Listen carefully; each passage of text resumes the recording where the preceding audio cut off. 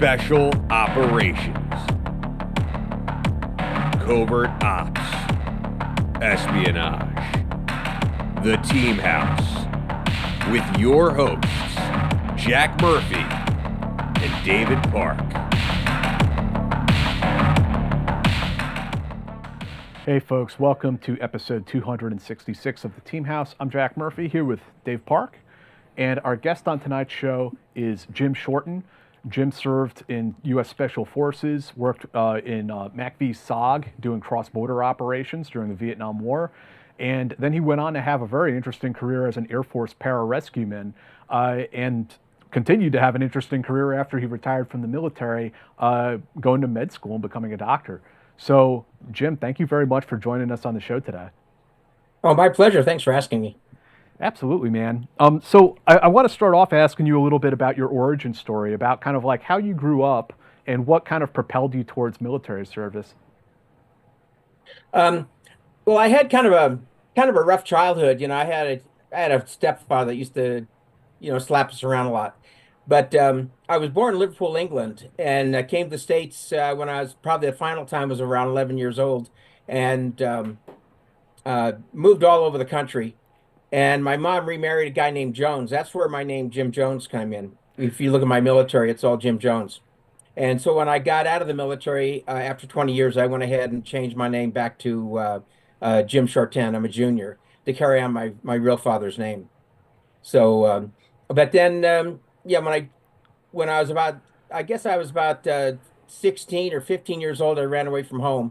And when I became 17, I decided I wanted to join the Navy to go see the world. So what I had to do is I had to become a citizen, because I wasn't a citizen. I became a citizen in '64. So I did that, and then from the Navy, they went in. I served 22 months in the Navy over in Vietnam. I learned I had a working knowledge of the Vietnamese language from a girlfriend I had there, and then I decided to go into the Army Special Forces. I was going to go into the Navy SEALs, but then I decided to, that song came out, only 3 out of 100 make it, so I went ahead and joined the Army instead, and it wasn't very hard for me. I was a gymnast in high school, so I was in really good shape. So and I stayed in shape. I did 200 push-ups, 200 sit-ups, 200 jumping jacks every morning. And when I left the Army and went into when I left the Army, I came back to States. I was underwater operations. The whole team went down to Key West and went through scuba school. And then when we came back, then I was teaching pararescue guys foreign weapons, night vision devices, and stuff. And I didn't know who these guys were, so I went out and partied with them a couple of times, and then I went on down and talked to their base at the 129th Aerospace Rescue Recovery Service, and I decided to leave the Army and go into the Air Force. Well, so I did. Before we jump too far ahead, I want to go back to your time in the Navy. That initial stint, you said you had service in Vietnam there as well. I mean, could you tell us what that initial enlistment in the Navy was like, and what they had you doing? When I first went in the Navy, it's kind of funny, but I got this duty after training. I don't even remember how long it was. It was 16 weeks or something. I went to San Diego for boot camp. And so when I left there, I got orders to go to Litchfield Park, Naval Air Station in Phoenix, Arizona, or Litchfield Park, Arizona, just outside of Phoenix. And so when I was there, when I first got to the base, I told everybody I was a dental technician. But they had me actually down as a storekeeper. So I'm telling everybody this, I'm a dental tech, I'm going to be working in the dental office. So finally, they said, just go find a place and crash for the night, and we'll see you Monday morning, because it was like on a late Friday afternoon. So I go down and I start shooting pool, and they had this massive of arms, and it was a real small base. So everybody was wearing civilian clothes. Well, the master at arms, making sure nobody fights on the pool tables and stuff like that, he was the dental tech on the base. So I told him what the truth was, and he goes, well, I'll see what I can do. So when you first go on a base, you got to go around like the medical, the dental, and personnel, and all this stuff. So when I went into the dental office and they checked my teeth, his name was Dave Johnson. And he said to Captain Smith, was a Navy captain, like a colonel. And he goes, this is the guy I was telling you about, you sir. And he wants to be a dental tech. So Captain Smith asked me about the dental stuff. Like he put a tray out and asked me to name off all the instruments, and I rattled it all off because I studied. I wanted to be a dentist, so I studied all that stuff. So he goes, "I'll have you in here in a couple of days." So, Wow. so I actually became a dental tech, and so after, so after Captain Smith retired, we had this commander, and I know his son. His son is a locksmith up in Tucson, and but his dad passed away. But anyway, I wasn't school trained as a dental tech, so he didn't want me in the office. So he booted me out of the office, and I became a lifeguard. And he always wanted me back in the office, but he didn't want to, he didn't want to lose face, so he wouldn't say anything. But he got some guy that was school trained, and the guy didn't know his butt from a hole in the ground, So, so anyway, from there, I went to Norfolk, Virginia for a pre-commissioning detail for the AGMR2, which is the USS Arlington. It was an old aircraft carrier, and they put antennas on the ship for communications on the flight deck. And that took forever to get commissioned. So while I was there, I worked on tugboats for like 3 or 4 weeks. And I really loved tugboat duty. Really hard work, but great bunch of guys, good to work with. So I did that, and then they had a levy come down saying they were looking for guys that wanted to go on a ship. So I went on the USS Denebola or Denebola. I never knew how to say the word, but it was an AF56. It was a refrigeration ship. So we went over to the Mediterranean on a cruise. I was on it for a couple of months. So went over to the Mediterranean. We replenished all these ships with, with supplies and food and stuff like that. And so when I came back to the States from there, I got off the ship. And they were looking for people that wanted to go to Vietnam. And I'm going like, hey, where's Vietnam? I've never heard of the place. And this one chief looks at me and he goes, we're fighting a war in Vietnam. This is for shore duty. I said, yeah, I'll go. He goes, this is a war. I go, look, I'll go. I said, my father was Royal Navy in the British during World War II. I volunteered to go. So they sent me to counterinsurgency school and survival school and that sort of thing. And then I went ahead and went on over to DaNang, Vietnam. And I liked it there so much, I stayed there for 22 months. I had a girlfriend. She taught me how to speak a lot of Vietnamese. I had a good working knowledge of it. And so that helped me with special forces. That was mostly Marines in DaNang? Yeah, it was mostly all Marines there. And I worked on the piers. I worked with the Seabees. I was a seaman, but they were so short-handed on men that I worked with the Seabees, and we worked 18 hours on, 6 hours off, no days off. Jeez. And we did that for a while, and then finally they started getting more people coming over, and then we started to get like 1 day a week or 2 days a week off. So this whole time, like when you started your initial training, and then you're slotted for logs, right, and you go to dental tech, and then do you have a rate, or are you like non-rated and you're just like volunteering for whatever jobs come up? Yes, I was non-rated. See, I was a storekeeper, but I had to take all my tests in storekeeping. So I took all my tests up to E5. I passed all the tests and everything, but in the Navy, you got to wait for a slot to open up before you go in. Yeah. And there's so many storekeepers, heck, I spent 3 years, 7 months in the Navy. I was like what they call a kiddie cruiser. When you join when you're 17, you get out when you turn 21. So I did 3 years, 7 months in the Navy, and I passed all my tests, but the whole time I came out as an E3. That was my highest rank in the Navy, E3. Yeah, yeah. So it was a seaman. So, and I worked with the Seabees. I had the white stripes. Seabees have blue stripes. The snipes that work in the, they have red and all that stuff. Aviation have green. Yeah, that's pretty much it. And what did you do while you were with the Seabees? I did a lot of shoring up ships and stuff like that. I drove trucks. I used to drive from DaNang down to Chulai and stuff like that, and then back and forth loading, taking supplies, splicing cables. I got injured. I had a truck blown off the road in 1966. The enemy dropped some rockets, 122 millimeter rockets, into the Air Force base there, and they hit the bomb storage. The bomb storage was, when it went up, it was so furious that it lifted up a 5-ton dump truck over some trees and dropped it in a 2-story barracks. Wow. But everybody was out of the barracks, so nobody was hurt in it. But it blew my truck off the road, and I went out the door, and the truck rolled over on me. So, but I mean, I was okay. I was going in to get people out of the area, trying to get them out of there, get them in the safety area. So, yeah, that was pretty much it. So, after I got into stuff, they had me splicing cables, for the mic boats and U-boats where the ramp comes down. Mhm. So I was splicing the 5/8 cable and 3/4 inch cables for the ramps. And so you said that initially, like I'd like to know you somewhere it got into young Jim's mind that maybe you want to do this special ops thing. You said you'd heard about the SEALs, and then the Barry Sadler song got you. Tell us like how that all came about. Well, when I was, back when I was in, they didn't really have SEALs. They were just starting to come out. Yeah. What they had was UDT, Mhm. underwater demolition teams. So, and when I used to go to, it was Camp Tenshaw was the main camp.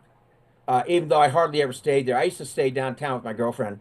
But they had UDT guys there, and I didn't know everything they were doing, but we used them like if we were loading a barge and our bomb came off a cable and went in the water, the UDT guys would come in, pick it up, we'd hook it up, and we'd haul it back out again. But when I went to have chow or something like that, in the mess hall, I see these guys walking around with bandages and their arms in slings where they caught a bullet in the shoulder and all kinds of stuff. And I'm going, who are these masked men? So I started learning a little bit about UDT and the SEAL teams, and I wanted to be a SEAL. So, but then that song came out, and I'm going, I can do 3 out of 100. I can do that. So I did. For people who might not know, you're talking about the SEAL or the song "The Green Beret." Yeah, by Barry Barry Sadler. Sadler. Ballad of the Green Ballad Berets, of the yeah. Green Beret, right? Yeah. Yeah. Yeah. I think a lot of guys went into the special forces after hearing that song. Yeah. And so you had to do a like a lateral inter-service transfer to the Army and start that. Well, I finished my hitch in the Navy. Mhm. So when I got out of the Navy, Okay. I wanted to go in the Army Special Forces. So I took my battery test as a civilian, but the interesting thing is I had a GED. I took a GED, and have you ever heard of the Evelyn Wood speed reading course? I took it from Evelyn Wood, and that did that when I was in Arizona. So, but when I wanted to go into Special Forces, you had to have a high school diploma. You couldn't go into the GED. You can get in the Army, but not Special Forces. So what I did is I went to San Diego High School, and I said, look, I told them my whole situation. I need to get a diploma. And they said, well, if you take California history and government, we'll go ahead and give you a diploma. So I was in school probably not even a week. And they came into the classroom because I'm like 21 years old with all these teeny boppers in there, right? So they came into the room and they said, we want to talk to you in the office. And they just said, we're just going to go ahead and give you a diploma. So I got my diploma. And so then I went into Special Forces, and I went straight to, I went to Fort Ord for basic training. And then I went to advanced infantry training. And I was the outstanding trainee of the cycle for the AIT. So I got that, and I got that little trophy and stuff. And from there, they sent me to jump school. But when I was at Litchfield Park in Arizona, I started flying airplanes and skydiving when I was there. So jumping was nothing for me, to go to jump school. So I went ahead and went to jump school, finished that. Then I went up to Fort Bragg, for SF training, and I finished phase 1. Back then, it was different than the Q course, what they have today. It was phase 1, then you go to your MOS training, whichever it is, and then you go to phase 2, and then you get your orders and go. So, but after phase 1, they put me in communications, and I just couldn't get that ditty dum dum ditty fast enough. So The Morse code. what I did is the Morse code. So I told the instructor, I said, look, I said, don't lose me. I said, I'm good in mathematics. I said, I worked with the Seabees. I got a working knowledge of Vietnamese language. I said, put me in engineers or something. So they took me out of communications, and I had to wait for the next class to come through, and then I went into engineers, and it was a piece of cake for me. So I went through engineer training, and then phase 2 was a piece of cake too. It wasn't that hard for me. So, and I mean, when I was a little kid, I was raised up after I left England, we'd traveled all over the country, but I tell everybody I was raised in Colorado. And my stepfather was a hunter, and I used to go out, in the woods all the time. I knew how to be stealth and everything. So that all helped out quite a bit. Yeah. And Yeah, I mean, I actually would bury myself in the leaves and stuff, and the instructors would walk right by me and they wouldn't see me. stuff So like that. you make it through SF training, and then where do you get assigned? I went to Vietnam into NaTrang where the headquarters was, and I went to the first sergeant or the sergeant major there, and I said I'd like to go to DaNang because that's where I was stationed with the Navy, and I knew the town pretty good and stuff. And while I was, he said, "I'll see what I can do." And during that time, another guy comes walking in, and oh, before that, I met a guy from India that I knew from DaNang when I was up there, and he left DaNang and went down to Trang, and he said DaNang wasn't is the same anymore. I mean, it was totally different.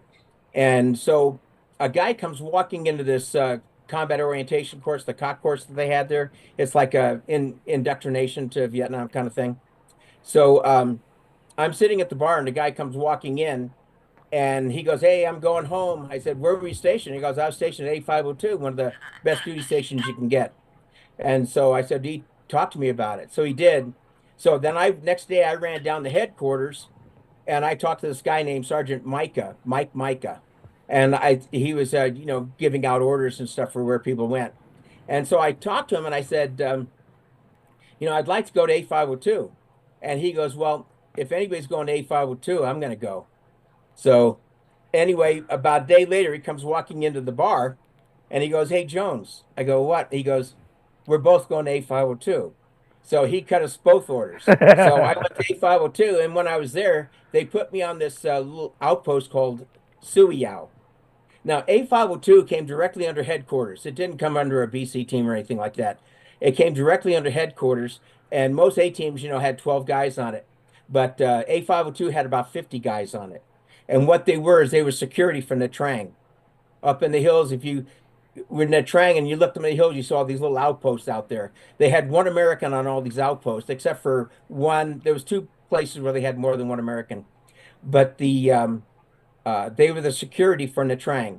And I got an outpost that was way over on the other side of the mountains. It was the furthest one out, and it was called Sui Dou. And I had a CIDG company, a Civilian Irregular Defense Group. And I had 133 guys with me there, and I was the only American. Really? But they would send guys down there every once in a while because I was getting hit about every 1.5 days by the enemy. They shoot into the camp to see if you're awake, kind of stuff like that. Just test your camp. And so the guys would come down once in a while, and then they would go back. And the Mondays was my day off. So what I did is I had a pickup truck, or they'd come down to Jeep. I'd leave the truck there. I'd take the Jeep, and I'd go back to camp, take my shower, change my clothes, and I'd go down the Trang and spend the night. And I'd park the Jeep at the headquarters and take a jitney or something, a Ciclo or something like that, going downtown. And I had a couple of girlfriends down there, so I just hang out with them. We'd go have dinner, go to a movie or something, and go back to their place. So you weren't like really on an ODA, it sounds like, that they just kind of not baptism by fire, they put you out there. Yeah. The first time I was on a real A team was when I was in reserves with the 12th group, and it was underwater operations. Because after that initial stint in NaTrang, like how did MACV-SOG come about for you? Well, they turned the A team over to the Regional Popular Forces, the Rough Puffs, and when they did that, I volunteered to go to CNC, and so they sent me to CCC up in Khartoum. And I guess you heard about SOG and that from being so close to the headquarters. No, we knew from going through training group. Oh, really? Okay. Yeah, we all knew CNC, and like I remember Sergeant Worley and Franks were there, and I remember Worley telling me, he says, "Whatever you do, don't go to CNC." He says, "You get yourself killed. Go to an A team, get a little bit of combat under your belt first, and before you go there, because a lot of the guys that were killed in SOG, a lot of them were like their first, second mission." Yeah. So. Yeah, we had a guy that came with us on my first mission up there, and his next mission, the whole team got wiped out. Yeah. So tell us, so you get put in CCC, Command and Control Central. Tell us where that was, and for folks out there who don't know what your mission was. Well, it was a clandestine mission. What do you do when you first go in there? They take your ID card, your dog tags, and everything, and then you take your shirt off because you got your rank on your shirt. You take your shirt off. You go into a room. And you're sitting there, and they give you a hint of what you're going to be doing. You know, you're going to be running clandestine operations. They're very dangerous, that kind of thing. They didn't tell you where that was. And then they'd say, if anybody wants to leave, leave now. And most of the guys stayed there. So I said, yeah, I want to stay there. So what they did is they put me on RT Delaware, and it was Dan Sturr was the 1-0 of the team, and he was building up the team again. To this day, I don't know why Dan was by himself in that team. I don't know what happened. I need to talk to him. I think he's on vacation right now, but anyway, so he made me his assistant team leader because I had quite a few missions when I was on the A team. In fact, when I was on that A team at 8502 on Sui Dou, I turned away a ground attack. They tried to overrun my camp, and I turned them away. I had a well-fortified camp. So, when I was there with Dan on RT Delaware, we went on one mission. We had another guy, Gary Harned, and he came with us on it. And then when we came back again after the mission, we almost got captured. It was a pretty rough mission. They were supposed to put us in outside of a regiment, a battalion. We were supposed to go in and try and gather intelligence. And what they did is they put us in between them. And so the enemy let us land, and they tried to capture us. So we finally, about 3 days later, the CO just kept saying, break contact, continue mission. So, but 3 days later, we finally convinced them to get us out of there. And so Dan blew an abatis on a tree. That's where you blow a tree and it's still connected, so you can't move it. And so then the first chopper came in. Being assistant, I got on the first chopper. Dan's always, the team leader's always the first in, last out. So anyway, I ran up the tree. I had 2 Montagnards with me, the mountain people that were mercenaries working with us. So those two guys jumped in the helicopter. I ran up the tree. I'm getting in the helicopter, and the chopper's taking off. I'm holding onto the skid. Oh my God! And I'm saying, doesn't anybody see me here? The chopper's taking off, and the Montagnard's trying to tell the gunner to look down, and because he doesn't speak English that well. So anyway, the gunner finally looks down, he gets on the horn, and he goes, hey, we got a guy hanging on the skid. So anyway, they reached down, one of the other yard laid over their legs, and they reached way down by the skid there, and they grabbed my arm, and I just let go, and they pulled me in. So I was lucky. I could have been killed in my first mission. That's totally insane. So Dan quit running missions after that. He had a lot of missions, and that was a pretty scary mission. But so he decided, maybe it's time to just hang up the whatever, your hat and go on, do something else. Jim, I'm sorry, I apologize to interrupt. I just want to do this ad read real quick, and then we can jump right back into it. Okay. So I want to tell our listeners out there about Legacy. Legacy provides sperm testing and freezing from home, eliminating the need for visits to a doctor or traditional fertility clinic. The way it works is that Legacy sends a sample collection kit to your home. Men produce a semen sample at home and send the kit back within 24 hours. The kit contains transport media that keeps the sperm sample fresh until it arrives at the lab. The sample is analyzed at the lab, and the sperm health results, 5 industry standard metrics of sperm quality, the same provided by a traditional fertility clinic, are securely sent to the customer's phone within 48 hours of them mailing the sample. If the customer chooses to freeze their sperm, the sample is split and securely stored in 2 locations to protect it from natural disasters. Legacy in the military. Veterans and members of the armed forces have twice the risk of infertility than the general population. Sperm health can be affected by lifestyle, age, injury, environment, including exposure to toxic chemicals such as those in burn pits, radiation, and pollutants. Hundreds of men in high-risk occupations like police, firefighters, and members of the military use Legacy to test and freeze their sperm. This will allow them to produce biological children even if the unthinkable happens. The military's healthcare system offers limited options for couples diagnosed with infertility and no coverage for proactive fertility preservation. Legacy is committed to supporting the military veterans and their family members. Legacy's special relationship with the military includes several partnerships. There is the Military Family Building Coalition with Naval Special Warfare, the Operation Baby Foundation, Veterans Advantage, and they have a partnership with the Green Beret Foundation. So Green Berets get access to Legacy's at-home sperm testing and 1 year of cryopreservation for free. Legacy's board of advisors includes the Honorable Dr. David J. Shulkin, a board-certified internalist and widely respected healthcare executive, who served as the 9th Secretary of the U.S. Department of Veterans Affairs. He says, quote, "For men who have served in our recent conflicts, approximately 14% experience infertility issues," end quote, says Shulkin. "Legacy can provide help to those who want to preserve their ability to have a family. This is one way we can support and honor our commitment to those who have served." So there it is, folks. Legacy. Please check them out. We'll have a link down in the description. It's givelegacy.com. Back up or anything? Givelegacy.com. There it is. Okay, so Jim, apologies for the interruption. Jump right into it. Your team leader on RT, it was Delaware, right? He I decides. was assistant team leader.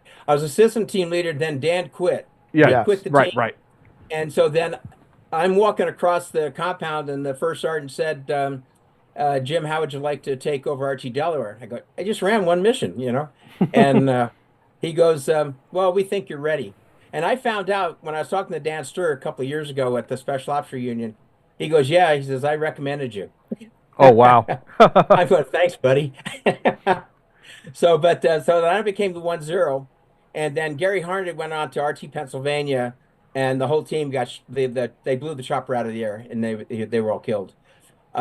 Really sad. He was a good guy. They were all good guys, and so anyway, I had to get a 1-1 assistant team leader, and I got a guy by the name of Homer Hungerford, and Homer was he had, when I knew him, he had 7.5 years of combat.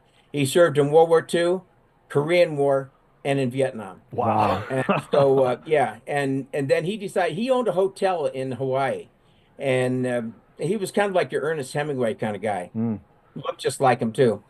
But Homer was really just a great guy, and a lot of guys didn't want to run with him because he was a little older. And I asked Homer, I said, "Homer, would you like to be my 1-1, my assistant team leader?" And he goes, "Yeah." He goes, "I want to get out in the field." So I said, "Oh, great." So he became my assistant team leader, and he was good. I mean, he had a wealth of knowledge because CCN. I think there's a story there that Tilt talks about where they had one guy that cowered, and when they started shooting, he got scared. Yeah, that was Lynn Black's mission. Killed. Yeah. Yeah. So I knew that Homer already had experience in combat, and I knew he wasn't going to freak out. Right. So right. that was worth that's worth a lot right there. Absolutely.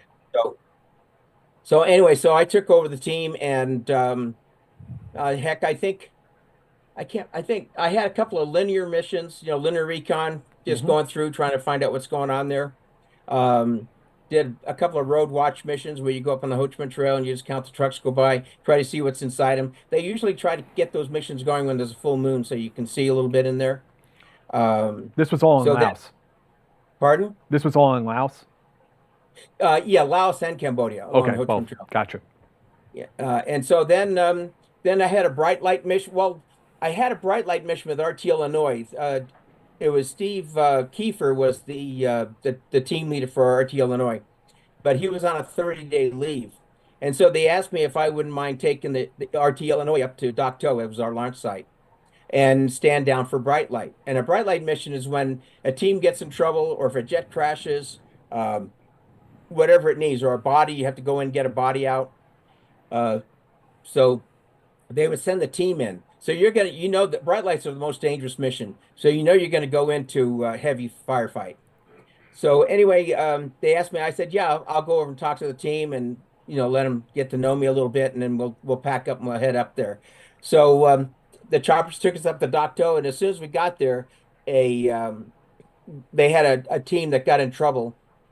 I think they had 1 or 2 guys killed. They got the bodies out, or I think they had to leave one body there. And then when they were coming out on ropes, they were coming out on strings, a sable rig, 120-foot ropes. So when they were coming out on those ropes, a bullet or something hit a rope, but the rope broke and one of the guys fell to his death. It was one of the mountaineers. So he fell to his death, and they wanted us to go in there and get his body out there in case he had any intel on him, because that there was nobody supposed to be in Laos, Cambodia. Right. So I asked them the situation and everything and how many enemy, and they estimated around 350 enemy they got hit with. So I said, "Well, I don't have time for 2 helicopters." I said, "What I'm going to do is I'm just going to take 1 helicopter." And at that time, Steve Kieber came up on the helicopters, and he got off the helicopter, and I go, "Steve, what are you doing here?" He goes, "I just got back from leave." And I told him, I says, "Well, we got a bright light mission. You want to go?" I mean, I can just see the wheels turning. Damn, I just got back from leave. Now I'm going to go die, you know?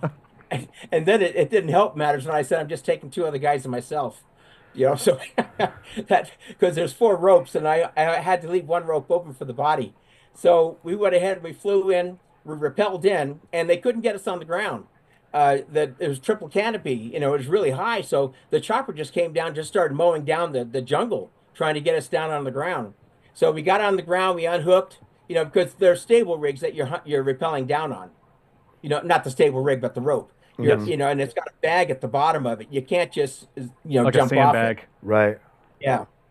So we got on the ground, we unhooked, and a Cobra gunship flew overhead, and he goes, "Hey," my code name was the Wild Carrot because I had really bright red hair. And he goes, "Hey, Carrot, follow me." So we go up this hill, and I could see the rope in the tree where it came down, it whipped and wrapped around a branch, so I could see it. And we dug the guy up and told him to come and get us. And we can hear the enemy coming. You can hear him screaming and yelling because, you know, they didn't care if we knew where they were or not. They just come running up the hill trying to get us.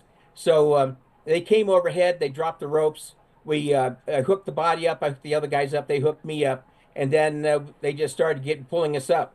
So when they pull us up, and we got about halfway through the triple canopy, we could see the enemy coming, but they're all shooting at the helicopter because when they get the helicopter, they got all of us. Right. So then, but the chopper took a lot of hits, but he managed to get out of there. He pulled us up and got out, and you know, I'm just sitting there saying, you know, I could hear the bullets whizzing by, you know, but they weren't breaking the sound barrier because they're shooting up, you know, and they slowed down a little bit.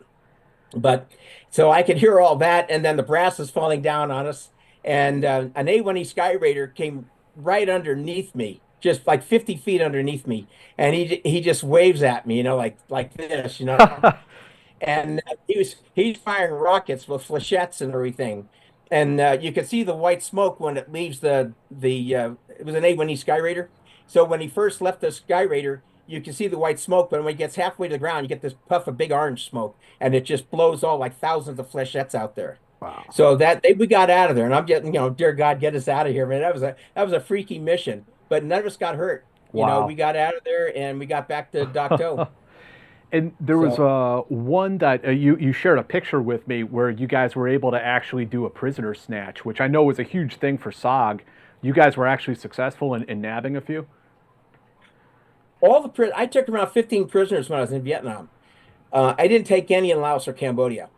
I wanted to grab one time, but I was strap hanging on another team, and Joe Vandiver had the team, and so I went out with him, and we decided to take a break. We were doing a linear recon, and we were just sitting there on the ground, and we didn't know, but we were only a couple of feet from a trail, because the jungle's so thick.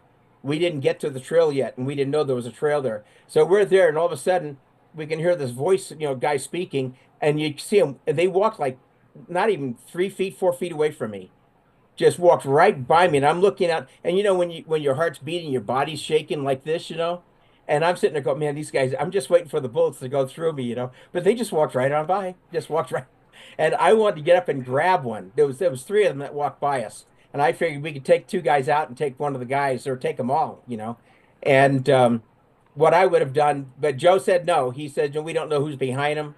And I figured I would have taken a chance, but he was the team leader on that one. So, but yeah, I would have just put them on stable rigs and just had them haul them back by themselves. Just tie them up, blindfold them, take them back. Yeah, they're probably not going anywhere while they're hung up on the strings.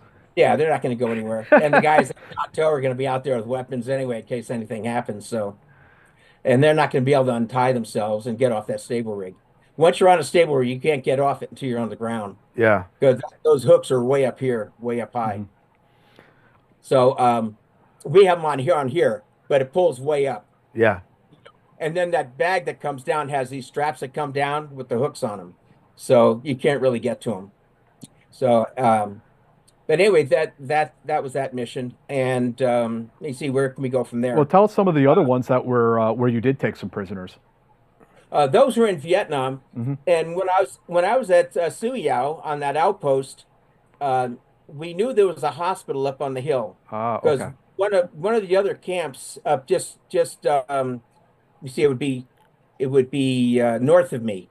There was a camp up there that got overrun, and I went in as a reaction force to it, and it was pretty nasty. There was a whole bunch of everybody was it was a mess. I mean, enemy blown in half and heads blown off and arms and legs gone. It was horrible. But we went up there. We knew there was a hospital up there, and that's where these guys were taking their wounded after a battle. So what I wanted to do is go up there and capture somebody going up into those hills and find out where the hospital was.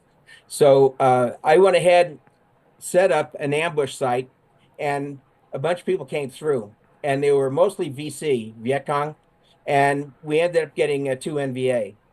And one was a nurse, and I think the male was a nurse too. There was 1 woman and 2 men, but we took those guys and got them back. And the sad thing in Vietnam is that when you take these prisoners, we talk to them, interrogate them, then we turn them over to the district chief. The district chief will say something like, "I'm going to let you go, but please tell your commander not to hit our town or village. Just leave us alone. We'll let you go." So they do that, and that was a big thing over there. So, and in fact, one of the guys that I took as a prisoner was a Montagnard, and he was sitting there making chopsticks. He had some chopsticks soon, and I told him, I said, "Hey, why don't you make me a set of chopsticks?" And he goes, "No, this isn't very good wood." He said, "I'll get some good wood and I'll get them to you." So when the guy was in this little prison jail or whatever it was where they send him, one day I'm walking across the main compound on my day off. So I'm walking across and at the main camp, and this guy comes up and he says, "Hey, somebody told me to give these to you. I've got the chopsticks in my kitchen." The guy, he actually made me a set of chopsticks. So it was kind of weird. So, but yeah, taking prisoners in Vietnam where I was not that hard. It really wasn't. Guys in SOG think, wow, I never took a prisoner, but I said I never took a prisoner in SOG either. That's interesting. Yeah, because it's a whole different ball game. Right. You're out there totally by yourself. Yeah, I mean, it's like in Vietnam, you got all the Americans fighting. They're all in their camps, and you see 5 or 6 guys walking by. You can take them out. Yeah, put them on a jeep. Vietnam, in Laos, Cambodia, it's the same thing. It's just reversed. We're 5 or 6 guys, and got all the enemy there. And they're not afraid to come after you. There was also, and we've talked about this on the show before, but one of the other things that made SOG very dangerous and very challenging for you guys is at headquarters. It was getting leaked, right? That the headquarters had been infiltrated. So almost anything you guys did, the Vietnamese or the NVA knew what you guys were going to do. Yeah. I mean, we had guys going out in the field and they'd say, "Sergeant so-and-so, welcome to LZ number 2. They actually had signs set up. Yeah. We had one team that went in. I can't remember if it was a CCN team or one of our teams. CCS folded up pretty early, when they made that big push into Cambodia. So CCS shut down pretty early. But this guy, he goes in, he gets in the LZ. I never went in on LZ. I went on LZs when I went with other teams as a strap hanger, but when I went in, I never went on an LZ because I always knew there was going to be somebody there watching it. Right. I either rappelled in or went on by ladder. But this guy gets off the helicopter.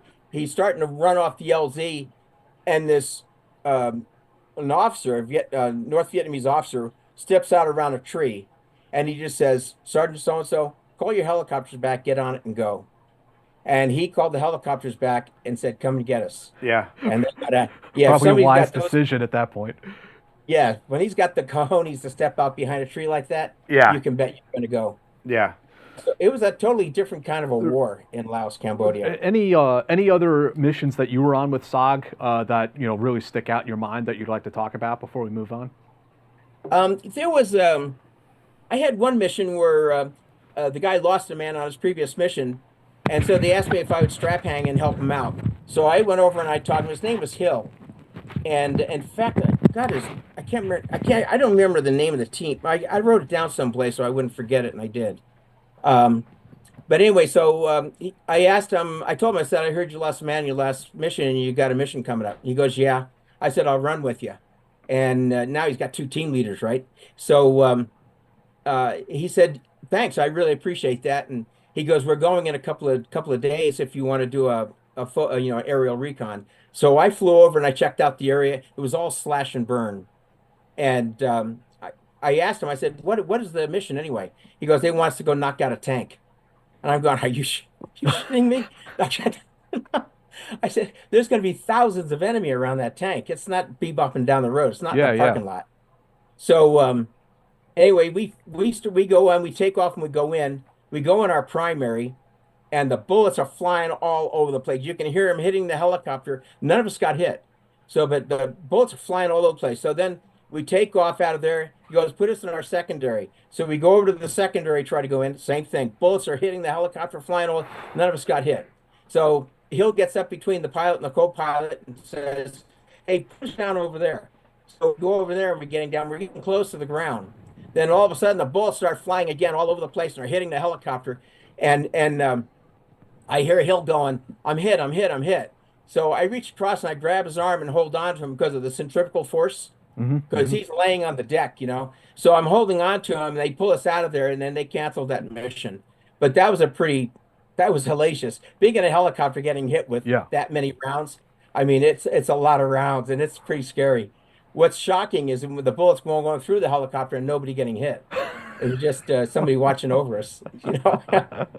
So let me see. I had some others. Let's see. What were some of the others? I had a bright light where some guys parachuted in. They got separated. It was Paul Boyd. We flew in, and but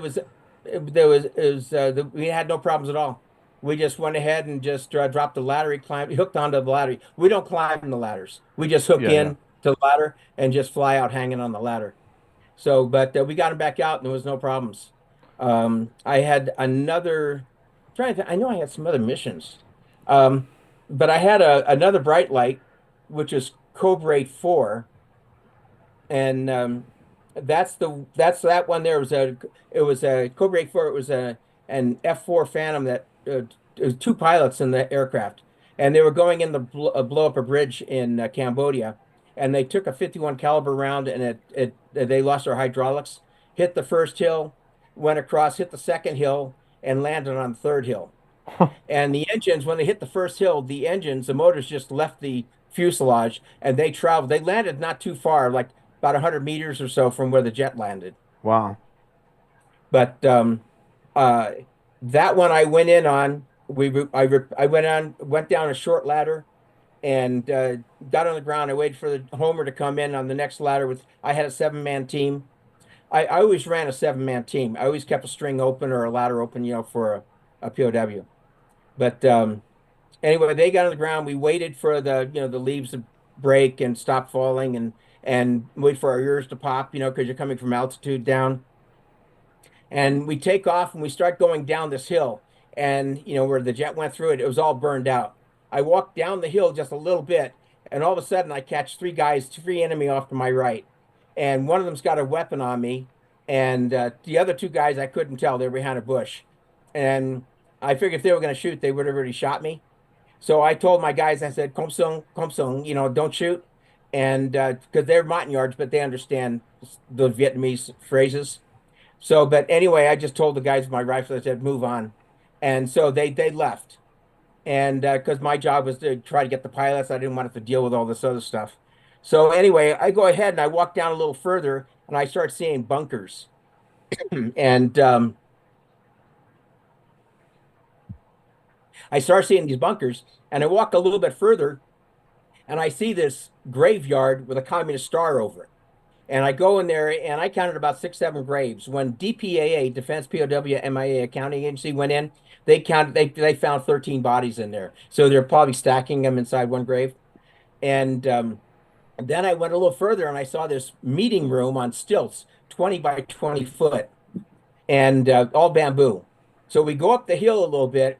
I found a boot with a foot in it. It was an American boot, but it was a indigenous foot. So we put that in the rucksack, and we go ahead and head up the hill a little bit further. And then all of a sudden, I can hear these trucks and everything coming down the Ho Chi Minh Trail. And the pilots overhead said, you got 6 truckloads of enemy, 2 armored cars, and a whole bunch of troops running behind it. So I tried to get up the hill. I got to the top. I found a bomb laying there. And at first, I thought it was a bomb from the Ho Chi Minh Trail, and they were dissecting it for the Comp B to get it out of there to make satchel charges. but apparently I think it came from the F4 that crashed. So, and then I noticed all these square patterns on the deck, on the floor, and so I realized this was some kind of a village or something, an enemy village. And we saw some hooches around the area, and the whole village had bamboo woven over the top of it. It was all woven over the top, so you couldn't see it from the air. Oh, interesting. Except for where the jet went through. So, and I had Homer go for one direction, I went on another direction, and we picked up pith helmets, uniforms, belts, medicinal bottles, and you pick up all that stuff, and then you send it to Saigon, and they can analyze it and try to figure out what unit it is that has that, and they can see where the unit's going from here to here to here, so they can figure out what direction they're going. So we did that, and then I saw the jet on the other hill, but the guys up above, the guys flying over us, they said, we got to get you out of there.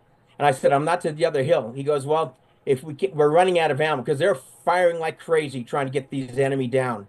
I mean, the miniguns were going right over my head. I thought they were going to hit me in the head. They were so low. And but the enemy started coming up the hill after us. And I said, okay, go ahead and get us out. And so I had the one chopper come in. Homer took off with two guys. And then the next chopper comes in. And just as he's coming in, he's like 100 feet away. The enemy starts coming through the bushes. And one gets an RPG off. I get hit in the arm, the chest, and I still got shrapnel on my wrist. But we're keeping the enemy down. And I had two gunships on both sides of the Huey as he's coming in. And I said, I want you to parallel that Huey. And I just want you to shoot into the jungle as much as you can. They keep these guys down, and we're shooting like crazy. But he comes in, they drop the ladders, we hook into the ladder, and then they pick up and they got us out of there. Chopper took up. Oh, when the chopper was coming in, I thought he got hit with an RPG, because as I'm jumping on the ladder and hooking in, I hear this boom, big loud bang, and I thought I was waiting for it to come down on top of me. And what happened is the gunner was shooting so furiously into trying to get the bad guys down that he wasn't watching the rotor, and the rotor hit a tree. He knocked 2 feet of his rotor off on both rotors. Oh, wow. And he managed to get us out of there. But he still got us up and got us out of there. And I could see the trucks down there. I could see the jet over on the other hill, but I couldn't get to it. And I went back in 2002. I went back to Cambodia and on my own dime. And I hired 6 Cambodian rangers. They were park rangers, not like military rangers. And because the Radicon province is right there south of the tri-border, and it's a big game refuge. So I had these guys, and I said, hey, I'd like for you guys to, I'm looking for some guys to go with me, take me up there. I want to take some pictures of wildlife and stuff. And he goes, well, I'll see what I can do. So I got this park ranger guy. He was the son of the province chief, which turns out that saved my butt later on. But we got together. I told him what I was really going to do. And he goes, oh, I know the jet crash. I go, really? He goes, yeah. He goes, it'll take us 10 days to get there. So we hiked for about 100 miles going up into there. And it took us 10 days to get up there. When I first started, it was killing me because I was in my 50s. So I turned around. I said, let's go back. And I started jogging and running and exercising and trying to get myself in shape. And then we took off again. And then we made it. 10 days, got up there. We spent 3 days there. We found the jet. And I realized then that there was no way that I was going to be able to get to that jet fast enough from that second hill. Right. Because it was just like that. It was really steep. And so anyway, we did that. I found parts of the jet. I brought parts of the jet back, gave it to the family. I haven't met the other family yet. It was Eric Huberth and Alan Trent. And Eric Huberth's family and I are still pretty close. But I haven't contacted Alan Trent's family. I'm hoping that Huberth, they're in touch with them. And I'd like to get them a piece of the jet if they would like it. So I've still got a piece downstairs. That's incredible, Jim. And your 1-1 Homer is the man. What was that guy, like 45 at the time when he was doing all of this? Yeah, he was about that age. That's amazing. Yeah. Well, hardcore. He died in he passed away in 2014. Oh, wow. And I think he was in his 90s. Yeah, that's a long spell right there. Good for him. Yeah. That's amazing. What for the disposition? Like, how did at the time, how did the government handle these 2 pilots that went down in Cambodia? When obviously we didn't have anybody in Cambodia. Well, DPA knows that, I mean, they knew there was people over there's still a bunch of people missing over there. We may never find them because, the minerals in the soil there, it's acidic and it destroys the bones. One of the interesting things, well, I'll get to that in a minute. Yeah, anyway, when I came back from that mission, when I went back again in 2002, we stayed there for 3 days. On the 3rd day, we got held up by bandits. And what saved my butt is they didn't want to have to deal with the province chief's son. Yeah. So they came out of the bush with AKs and they were screaming at us. And, I don't know what they're talking. I can't speak Cambodian. So anyway, the next day we were leaving anyway. So it took us 10 days to get back. I threw a party for the guys. And then from there, I went up to Laos and went up the Ho Chi Minh Trail all the way up there and checked everything out. A lot of damage. I got a picture of, I think I sent you the picture of the truck with the bomb sitting on it next to the Ho Chi Minh Trail. Yeah, yeah, that, and I found tanks that were blown up, for guys dropping, our guys dropping bombs on them. Found all kinds of 36 millimeter anti-aircraft weapons and stuff. All kinds of 51 machine gun, 51 caliber machine guns. All kinds of stuff up in there. SAM missiles were still there. So if we're to wind back to, from 2002 back to, what was it, about 1970, 1971 when that mission happened? Oh, it was May of 1970. 70. When the mission took place. So how did Vietnam start to wind down for you personally? I mean, you finished your tour with SF over there. What was that like for you in returning back home and, the next stage of your life, really? Well, I didn't want to leave. I missed my flight home twice.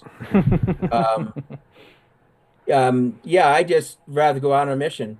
The second time I missed my flight home, I taught when I left CCC, I went down to B-53 and I trained a lot of the guys for 1-0 school to be team leaders. And I taught infill, exfil, and POW snatch. And so when I was down there, RT Mamba came down from CCN to go through the POW snatch school.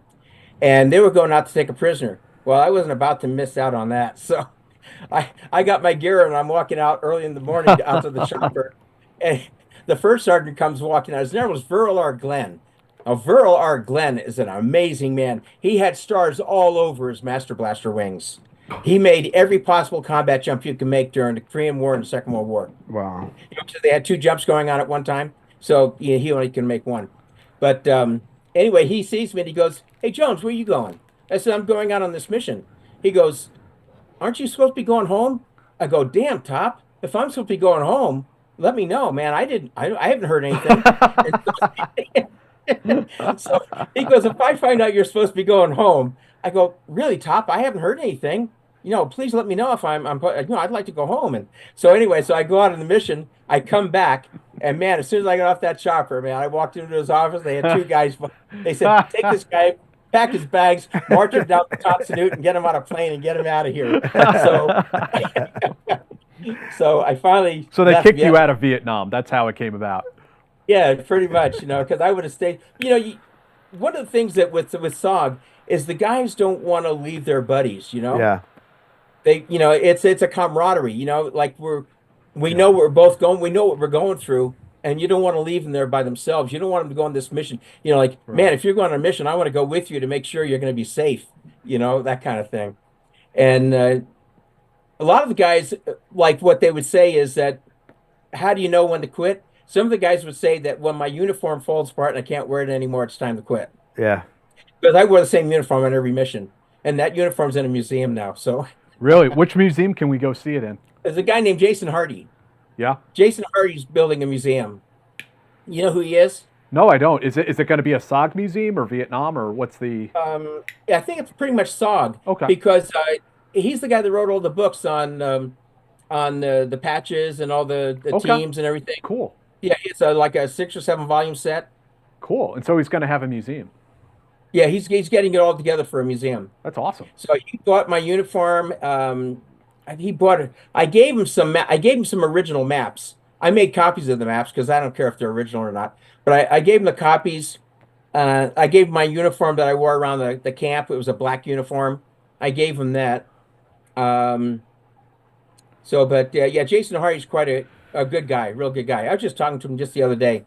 So I was trying to get the name to find out what team Hill was on when I went to get that tank out. I didn't even know what team it was. so you get kicked out of Vietnam, and now you're still in special forces. I mean, what was the next step for you? I came back to the States. Well, they wanted me to be an officer. They asked me 3 times, and the third time I said, "What I got to do?" And they said, "Well, you're gonna have to re-up." And I go, I said, I've got a high school diploma. I'm not gonna last as an officer. They're gonna riff me back to sergeant or something. So I went ahead and said, I want to go back to the States and I want to get an education, go to college. So I came back to the States and I joined the Special Forces Reserves, and that team turned over to underwater operation. They sent the whole team down to Key West. We all passed. We all did really good. But, we had a team sergeant that pumped it into us. We didn't go out and party at night. We studied every night really hard. I got a 99 on the test. My dive partner got a 99. Everybody got 97, 98, so we did really good on the written tests and stuff. And let me see where I go from there. Oh, when I was there is when I was a police officer in San Jose Police Department. So, and then I ended up getting a divorce, and I was married. And so I ended up getting a divorce. And so what I decided to do is I was teaching pararescue guys night vision and submachine guns and stuff like that, foreign weapons. And I didn't know who these guys were. I didn't know what PJs were. And so anyway, they told me what they did, and they were doing this stuff all the time, these missions all the time. And I'm going, really? Because I was bored to death. Right. You don't want to be, especially if you're going to be a Green Beret, you're going to be a Green Beret to go fight a war. Right. If there's nothing going on, after a while, cross training gets old. Yeah. So I went ahead and went on down and saw what these guys were doing, and I saw their equipment. My gosh, they had aerator scuba tanks. You jump with twin tanks, so you pack. So it's the stable. twin 80s, yeah. Yeah, and they had all this climbing gear. They had all kinds of stuff, and I'm going, damn, So I went back to the A team, and I told Jimmy Gaston was my team sergeant, and I told Jim, I said, Jimmy, I'm going to go be a PJ. He goes, no, you can't be a PJ. I go, yeah, I'm bored. He goes, no, you're family. You can't leave the team. I go, man, I'm bored to death, Jimmy. So I left. I went down, and this guy's name is Al Richmond. He was in charge of the PJ section. He shows me this letter where PJs need to have more combat training. And I'm going, well, I'd like to just kind of do all this other stuff. I don't want to teach combat stuff. And so he goes, well, that's your ticket in. I go, well, if I have to.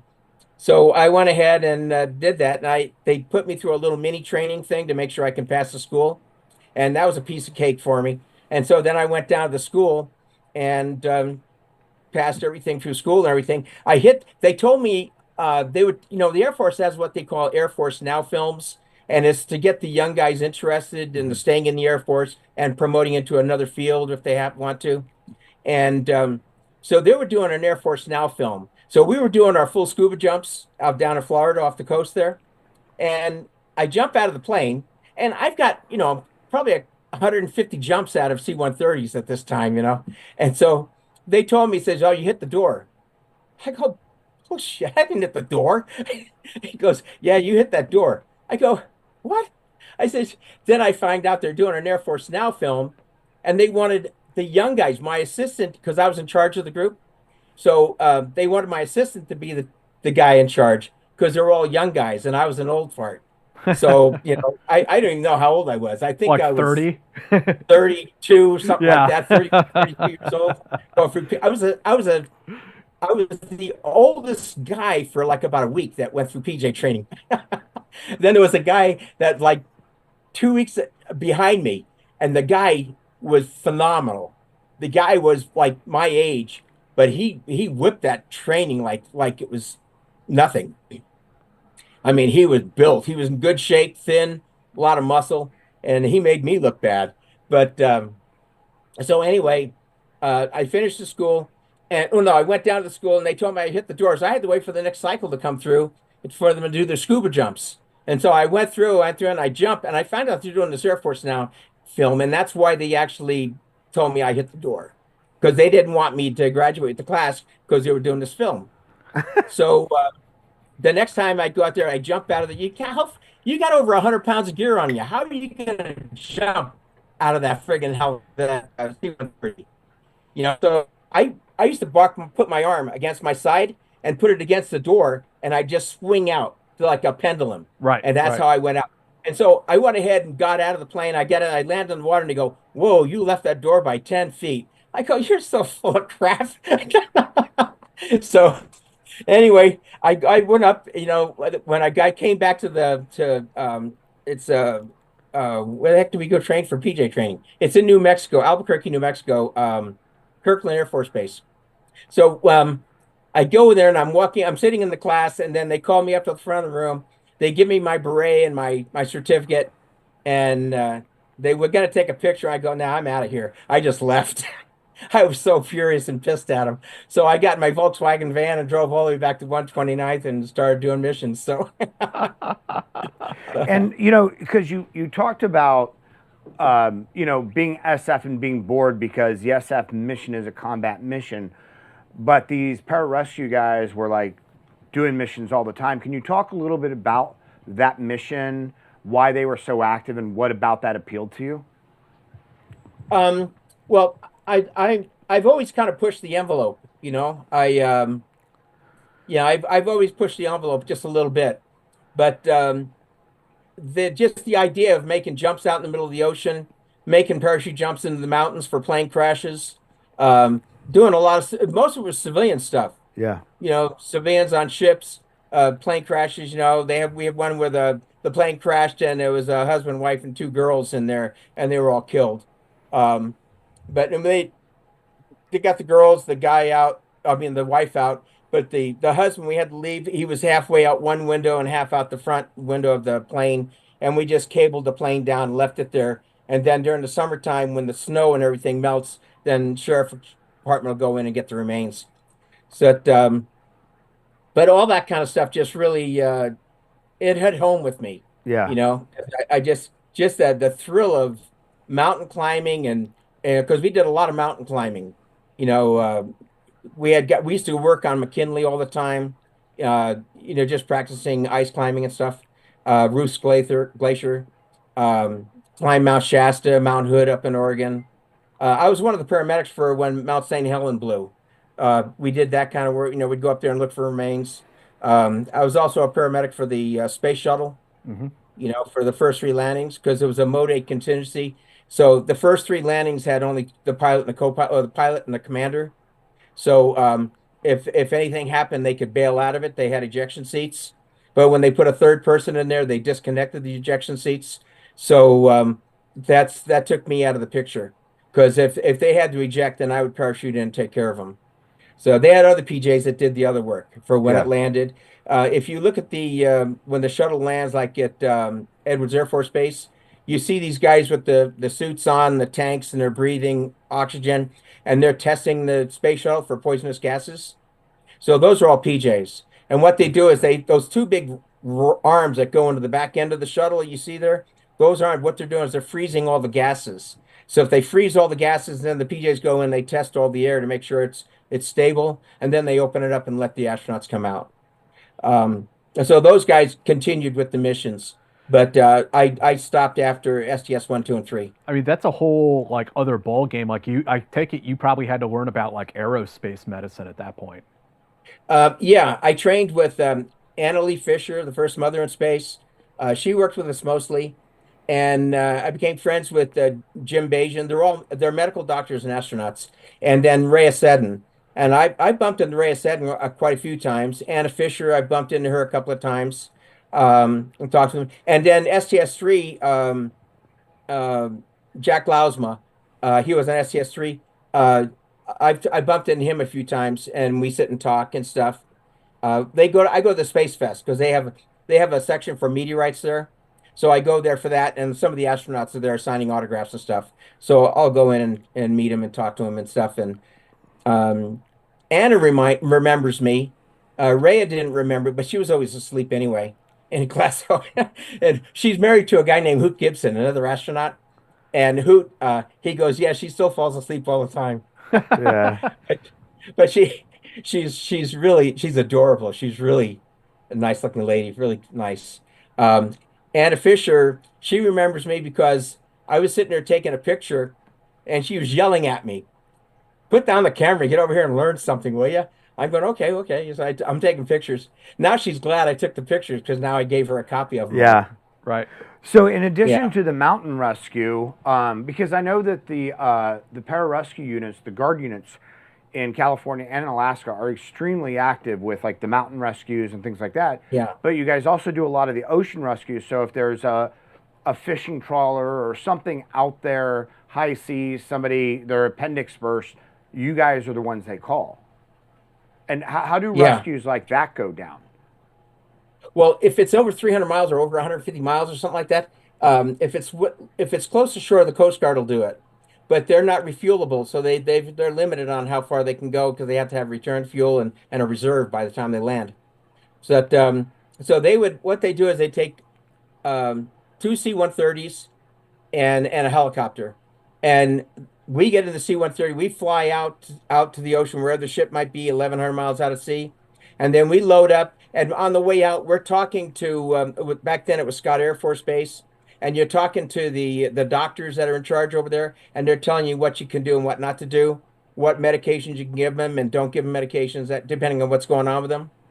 And so then we go out and we parachute in, and the C-130, the other C-130 is refueling the helicopter all the way out. Mm-hmm. And if you see those helicopters with that big snorkel in the front, that's refueling. Those are usually PJs. So they're refueling them all the way out, and then we'll get the guy ready because we're out there way ahead of time. We'll put him in a Stokes. Well, the chopper will come out and drop a Stokes litter, and then we're getting the guy all ready. We've already got him up on the deck, and we're going to put him in a sleeping bag, seal him up, put earmuffs on him, goggles on him, and strap him in. And then we got a rope tied onto the Stokes litter so it doesn't spin. And then they'll bring it up and get him into the helicopter. They take the litter off and they put a penetrator on it. It's a thing that comes down with little seats. And then we get on. My buddy and I'll get on it. And then we'll go back up and get in the helicopter. And then we'll refuel. Like on one that we went out 1,100 miles, the guy had a ruptured appendix. And what we did is we low leveled 100 feet off the water and refueled all the way to Coos Bay, Oregon. Yeah, that was the closest point. And we got there at night, and then all the crews were there. They were, the camera crews. I gotta get a copy of the news film. Yeah. But they took pictures of us coming off. I'd love to get it for my kids. And then from there, we get rid of the guy, and then we mosey on down to the base down in California. So Jim, I know that this was your job, so it was just like normal hat to you. But I feel like there's a point between where you're on a C-130, an airplane. There is a boat or a ship in potentially high seas, right? Storm conditions, whatever. Yeah, how do you manage to get from a C-130, because it's not going to hover over this rocking ship, right? How do you manage to get from the C-130 onto that ship? Oh, we just jump out. No, what you do, they usually give us the old parachutes. Because if you blow a panel on the old chute, that doesn't matter. You're hitting water. But what we do is we've got medical gear on us. We've got a raft on us. We've got a bunch of stuff on. We got double scuba tanks on, the parachute, the reserve chute, a knife, and other stuff in case you run. But you're not going to run the sharks out there. So on that mission, we flew out. It was John Stevens and I. And John Stevens, he was at PJ a lot longer than I was. So, and he had time in Vietnam, I think he did. Anyway, so he was the team leader on that one. So we go ahead and we jump out. We drop what we do is we go over the ship where we want to land. We don't land on the ship. We land in the water because you don't want to get tangled up on the ship. So what you do is we find a place in the water where we want to go. So we go over it and we drop streamers down and watch where the streamers go. And then you count backwards. So if you want to land here and the streamer lands over here, well, you jump out over here, so you land here. So so we go ahead and we jump out, and then they'll push bundles out with all the other medical gear that we could use, and then the ship puts a dinghy in the water, and so they'll come over and they'll pick you up. And on that mission, we had 32-foot seas, and we had to get there to get the guy because he was going to die. We had to get him out of there and get him to a hospital. He was 21-year-old Taiwanese. They're working on those ships that bring the Honda cars over. And so I'm coming down in the parachute. I'm not in the water yet, and I'm looking at the top of the wave, and I'm going, oh, this isn't going to be good. Yeah, so and on the way out, we're eating donuts, which you don't want to do. So we get in the water, and I'm waiting. I wait for a top of a crest of a wave so I can see the dinghy where it is. And this is why PJ's got to be strong, because you got to swim with all this gear on. Yeah. So you cut the canopy loose and just let it sink, get rid of it. And then you're swimming with your harness with all your gear. And so you swim on over in the dinghy. When I got to the dinghy, I grabbed the side as it was coming up. And when the boat came all the way up, I could see all the way underneath it. It just came up to the crest of the wave like that. I could see all the way under it. And when it went down like this. And I just rolled right into it. What? And they couldn't get they couldn't even get the dinghy running. The motors conked out on, and these guys are merchant marines, and it's really windy and nasty out, and everybody's getting sick, and it's blowing all over everybody, and it's just frigging miserable. So they finally get the swell of the boat washed you onto the swell of the waves washed you onto the deck of the ship? I just rolled no, on the dinghy. Oh, onto the dinghy. Okay, I got you. Yeah, on the dinghy. Mm-hmm. Yeah, so I got in the dinghy, and then everything. They finally got the thing going. So when you go over to the ship, they have a door on the side of the ship, and they drop a rope ladder out of it. So what you have to do is you got to wait for the highest wave on that, because it goes up on the side of the ship. You want the highest wave, and then you grab that ladder and you start climbing up, and that dinghy's going to just disappear 32 feet below you. You guys are so crazy. Yeah, so then you climb in. I'm climbing in, and I'm just puking my guts out from eating all those donuts and that nasty weather and stuff. And so I can just see those guys. They're sitting there going, these guys came to help us? Yeah. Yeah. So, and then John Stevens, he gets on, he comes up, he waits for a big wave, he gets on, climbs up the ladder. A bigger wave came along. The boat comes up, knocks him off the ladder, and he falls into the dinghy twice. Oh, my gosh. Yeah, so he finally got a big enough wave, and he climbed in, got in there, and we took care of the guy, and then the choppers finally got there, and we took him up on the deck and, got him in the chopper, and we flew to Coos Bay, Oregon. He was so blown up, and you have to go at low altitude because he's blown up from the gases building up from the ruptured appendix. Right. You can't go at altitude because gas expands with altitude. And that's why we had to refuel at 100 feet off the water. So, but he made it. He was a strong kid, and he made it. But he wanted me to cut his gut because it was so distended. Yeah. Because I got my scissors and I was cutting off his underwear, and he's sitting there trying to hold everything up, and he's telling me to cut his gut. Yeah. And there was no way I can do like a thoracentesis or anything because I couldn't. I didn't want to puncture his bowel. Right. Know? Right. Going and trying to get the air out. I didn't want to take a chance on it. So yeah, but he made it. He lived, and and then I had another mission after that, and the other one was I had a bunch of hoist missions, but that one I had another one was a jump mission, and we flew out. It was about 1,000 miles out. We jumped in, and the guy had a bowel obstruction, an inguinal hernia, and a bowel obstruction, and that was a nice mission. The water was pretty calm out in the middle of the ocean. We jumped in, and it was the Sugar Islander that brings the CNH sugar over from Hawaii. So I became good friends with the skipper of the ship. Bill McCullough was his name, and so we went ahead and got on that boat, and we stayed on the ship. We just jumped in, and the helicopters just stayed back in California. But we went because the skipper told us it was nice calm seas, and we just stabilized the guy, got him set up for surgery, and we just stayed on the ship for a day and a half and took care of him until we got to Hawaii, and then they took him off and took him in. got a nice letter from the doctor that did the surgery and everything. Yeah. Said we prepped it really well. Wow. I had another mission. It was a jump mission, and it got canceled when we were out there. But it was a drug dealer ship, and they blew a plug on their own ship. They were sinking the ship, and then all these bales came out into the water, big giant bales, and all these boats came in, and they're loading all these bales, and they had DEA and these other police organizations out there, both Mexican and American, going out there trying to get these guys, but they only got like 3 of the ships, the boats. Yeah. They only got 3 boats. It was like, I don't know, 13 boats that came out, and about 15 or 16 bales in the water. When we were going to jump in, because one of the guys got burnt when they blew a charge to sink the ship, and they found out there was a drug dealer, and they said, no, don't jump. So I wanted to jump. Yeah. I'm not worried about them. I'll jump. Yeah. Yeah, take their gun away and slap them around. But so anyway, on that boat, I talked to pilots to stay there. I said, hey, let's stay here and watch the ship sink. And we stayed there and got to watch this big old ship sink. It was really cool. That's wild. So that was it. That was my jump missions. The others were hoist missions. Like we had one where the guy was an older merchant marine, and it was all young merchant marines, and he didn't fit in. So he was taking medication and drinking alcohol, and he fell and hit his head, undilated pupils, bigger than the other. And we went and we just hoisted him up, got down the boat, got him out of there, took him to Crissy Field in San Francisco, flew under the Golden Gate, which is really cool. And that was it. And the others were just regular hoist missions. You just bring the guys up, get them out, take them to safety, So, but I loved being a PJ. It was a great job. Yeah. Really good job.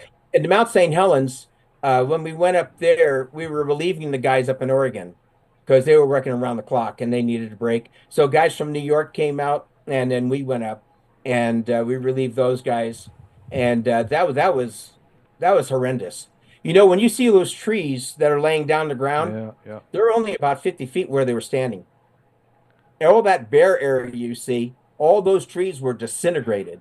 Yeah. They were just disintegrated. And if you look at the trees laying on the ground, they look like telephone poles. Their branches are gone, the tops of trees are gone because they're disintegrated, but the pressure wasn't as strong, so it didn't destroy the whole tree. There was a distance there where it stopped. That's and spooky. I remember flying over and looking down and seeing all these elk and stuff in the river and deer in the river washing down with the mud and stuff. And it looked like the surface of the moon. It was really pretty devastating when you look at it, how massive it was. Now, we're talking about sort of, the time between Vietnam and the global war on terror, but Pararescue they do have a combat mission, even if that wasn't necessarily the focus because, that wasn't going on. You mentioned earlier that they wanted sort of combat training from you. You had been, Green Beret, MACV-SOG in Vietnam. Like, how did that play in with your time with Pararescue? I taught them, things like I set up shooting ranges, like a pathway. You walk through, and there'll be like guys. And one of the things that a lot of people don't do is they don't look down by their feet. So I had enemy just because they're always looking out around them like this. They don't look down by their feet, and a guy could be in a little hole right there. And take you out. So I did a lot of that kind of stuff, a lot of shooting, and trained him a lot. I told him, unless you can really take the guy out, there's only a few guys you can take the guy out. But if there's a bunch of guys or something like that, you can shoot down in front of them, and the rocks will come up. Because if you shoot the guy and you kill the guy, well, they're just going to leave him there and keep fighting you. But if you wound the guy, it's going to take 1 or 2 other guys to take him out, get him out to where he can be saved. So those kind of tactics is what I trained him, and I taught him in the INA drills, immediate action, that kind of, which never worked, by the way. Where the one guy shoots and you run through the middle, and the other guy shoots, and you turn around, and you run into a tree or a rock or something. And they never work. Yeah. But it gives you a starting point. Yeah. So. Yeah. No, that's interesting. And then did you see? I don't know when you left Pararescue, and I don't know when the 24th formed, but did they, as did you maintain your connection to the pararescue community as they started moving into the global war on terror and they started taking on a more tactical focus? No, that happened after I left. I got busted up parachuting, and I had an injury over in Vietnam. I got thrown out of a helicopter about 25 feet or 30 feet, and I fractured my back, and I sprung my pelvis open, my SI joint, and I didn't know it. I knew I got hurt. Yeah. I couldn't talk for a couple of weeks. I mean, like that, every time I tried to talk. So when I got injured parachuting, the doc comes out and he goes, "Have you ever injured yourself before?" And I go, "No." And I said, "Why?" He goes, "You got a bunch of fractures. You got a fractured T7, L5, and you sprung your pelvis." So I had a big spur in my SI joint. And I go, "Oh." I said, "I got thrown out of a helicopter in Vietnam." He goes, "Yeah, that'll do it." He said, "I'm taking you off jump status." Well, I go, "No, don't take me off jump status. That's my life, Yeah. That was in 82. Okay. So in 84, they discharged me and gave me a medical. I chose the medical instead of being a desk jockey. Yeah. And I had 20 years in. So I did that. But I'd still be in pararescue if they'd let me. Yeah. And I still jump, by the way. Yeah. So, yeah. So, yeah, that's, no, I loved pararescue, man. It was great. And I still keep in touch with them. They have their reunion every other year. And they have a mini reunion in the years in between. And the mini reunion this year is going to be in Helens, Georgia. So I'm going to run out there, and I'll stay with my brother. He lives in Chicopee, which is only 45 minutes away. Yeah. So I'll take my brother up, and he can meet the other PJs. That's cool. But if you want to see something really cool, go to a pararescue reunion. They're amazing. You'd be shocked with they take from all the teams around the world. What they do is they take one team from each group, and they take the best guys, and then those guys they compete against each other at the reunion, and you'd be shocked what they get, the winners and stuff. Yeah. I mean, rifles, guns, ATVs, all kinds of camping equipment, all kinds of stuff. I mean, it's just friggin' amazing. Yeah. And I'm trying to get SOA, Special Operations Association, to do the same thing. And Yeah. there's a really interesting history too, as far as like a crossover between both pararescue and smoke jumpers with the CIA's paramilitary guys during the Vietnam conflict.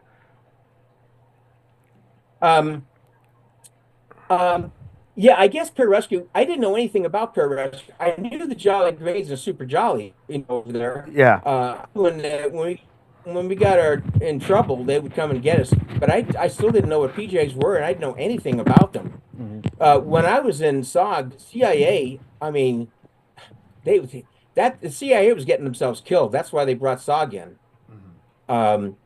Because I see some of these CIA guys, and they dress up like cowboys. I mean, they're wearing a cowboy hat, and they're going out there, with the little Australian hat on, and I mean, it's like they didn't have the training that they needed, and they were getting themselves hurt, which is really kind of sad. I think they're a lot different now. The guys over in the sandbox and stuff, I think they're a lot different now, because a lot of guys in CIA now are guys from, Delta and CAG and all this stuff, I don't know how many PJs go into it, but yeah, it's a lot different now than it was back in Vietnam. So after you were medically discharged, I mean, you didn't slow down at all. You just kept going. Yeah. I went to school to become a chiropractor, and I had a hard time bending over because of my injuries in my back and everything, to treat people. So I went and did a residency in radiology, and I was 4.0 in radiology. I in pathology the same way. And so I went to St. Louis, and I did my residency out there. And so when I finished my residency, I came to Tucson, Arizona, and what I did is I sent a bunch of letters to all the docs in Tucson and all the docs in Madison, Wisconsin area. And Tucson won out. They said, "We need you here," because they didn't have any. They had one radiologist here for chiropractors, and so he was up in Phoenix, Gary Longmire. And so I came to Tucson, and I was reading for over 100 docs, and chiropractors, for some reason, think they can read their own films, which is really kind of tragic. But I ended up working for medical groups. So I went to work for Southwest Radiology here in Tucson, and up in Tucson, And I opened up my own practice. Eventually, I wanted to put an MRI in town and my own radiology suite.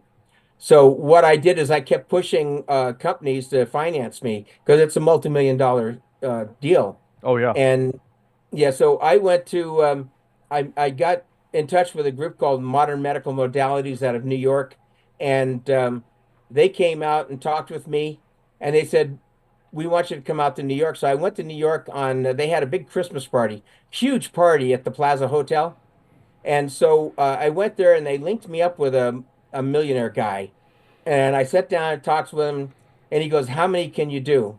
And I said, "I guarantee you 100 patients a month." And he said, "If you can guarantee me 100 patients a month, you do the write-up, do all the paperwork on it, let me know show me, give me a, what do you call it? Just A proposal. give me a folder with, yeah, a folder with all this information." So I put everything together and he goes, "Okay, let's go." So I did. I found a location and we went ahead and put the MRI in there, put a CAT scan in there, DEXA scan, which I think is worthless, general X-ray, that kind of stuff. Everything but mammography. Mammography is a pain in the neck. So went ahead and just put all that together, and I got a pay. I got like 5,000 a month, so I was supposed to get a percentage, and I never got my percentage. So I told him, I said, "Look, here," because he was the money end of it, and he started changing everything. I would give everybody a rose. Came every patient a rose, and I had attorneys and doctors call me up saying, "That's a real nice touch," But he said that's a waste of money. I mean, we might end up with 1 or 2 roses left over a day. That's $1 or $2 a day, and that bothered him. So we stopped that. And so then we had a girl running around who would she would go and talk to all these docs and say, "Hey, we've got this is what we offer, and what have you," and try to bring patients in. Well, he stopped that too. So when he didn't pay me my percentage, I finally just said, "Look, here's the deal. I want a check for 25,000 right now," and I said, "Or I'm going to take you to court." So he wrote me a check for 25,000. I left and opened up another business, and so when I did that, he went down the tubes. The place is, I think it's gone now. I mean, it just went right down the tubes. So when I opened up my other place, another guy comes walking into my office and he goes, "Hey, we want you to read our X-rays." And I says, "How much are you going to pay me?" And he goes, "We can give you $5 a case." I said, "What's the other doc getting paid?" Because this doc was getting swamped with cases. So he wanted somebody to read the cases for him. So he says he'll getting $15 a case. I said, "Tell him I'll split it with him, $7.50 a case." And he came back and he goes, "Yeah, it's a deal." So I said, "Great." So I didn't do less than 150 cases, 160 cases a day. Wow. I averaged around 200 cases a day at $7.50 a case. So I was making good money. Yeah. You were busy though.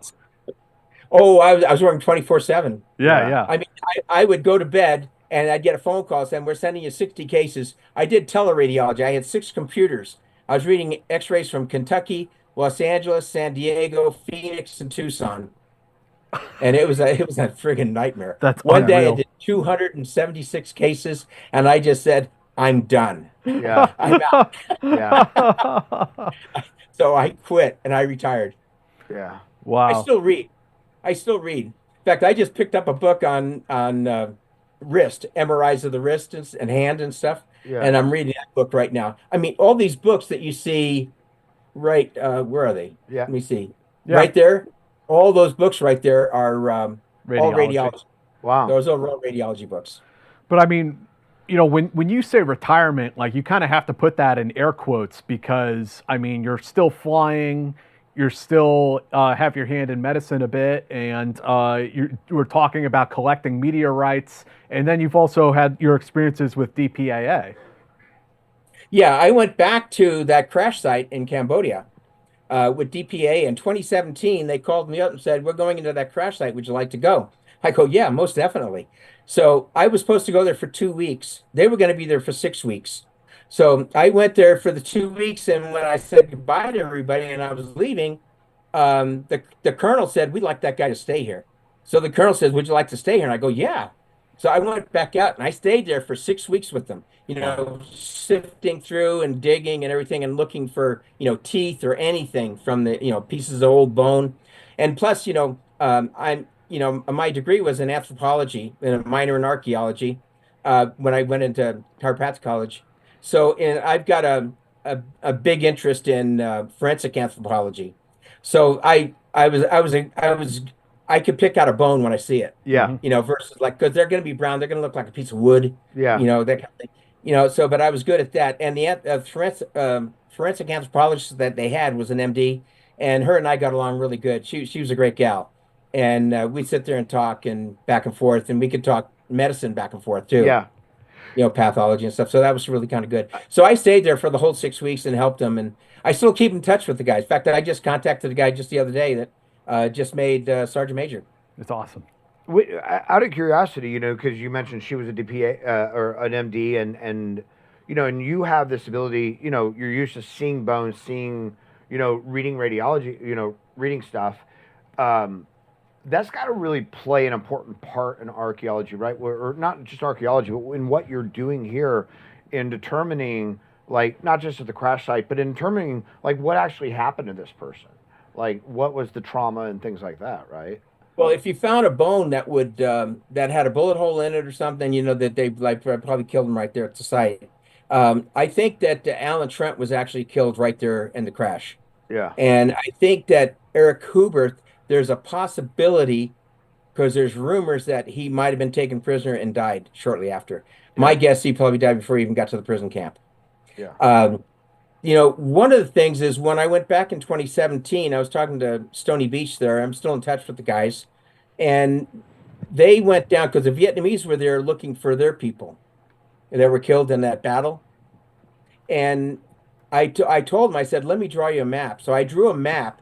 I said, take it to the guys down, tell them this is where they need to look. And they looked at the map and they go, where'd you get this map? And he goes, well, the guy that you guys were trying to kill is up there on the hill looking for the two pilots. and they said, well, we went into that area. He says, so far we found 127 remains. We're still missing over 100. Yeah. And how many died after that battle, we don't know. They died in the hospitals and stuff. And the place it turned out to be a hospital. Where the hooches were and everything. Yeah. Turned out to be a hospital. From people getting injured on the Ho Chi Minh Trail. I just wish they would have let us go. I don't know why they don't just let you go in there and just get the bodies out and leave. Yeah. And why lose all those people over 2 dead Americans or something? Yeah. To me, it doesn't make sense. Jim, do you have any opinions or speculation about like the 1,500 plus Americans left, that were MIA or POWs? Do you have, and I don't want to put you on the spot if you don't, but if you have any opinions or speculations about some of that, it'd be interesting to hear. Oh, there we go. I think a lot of them died in prison camp. I think a lot of them died on their way to the prison camp, especially guys who are wounded.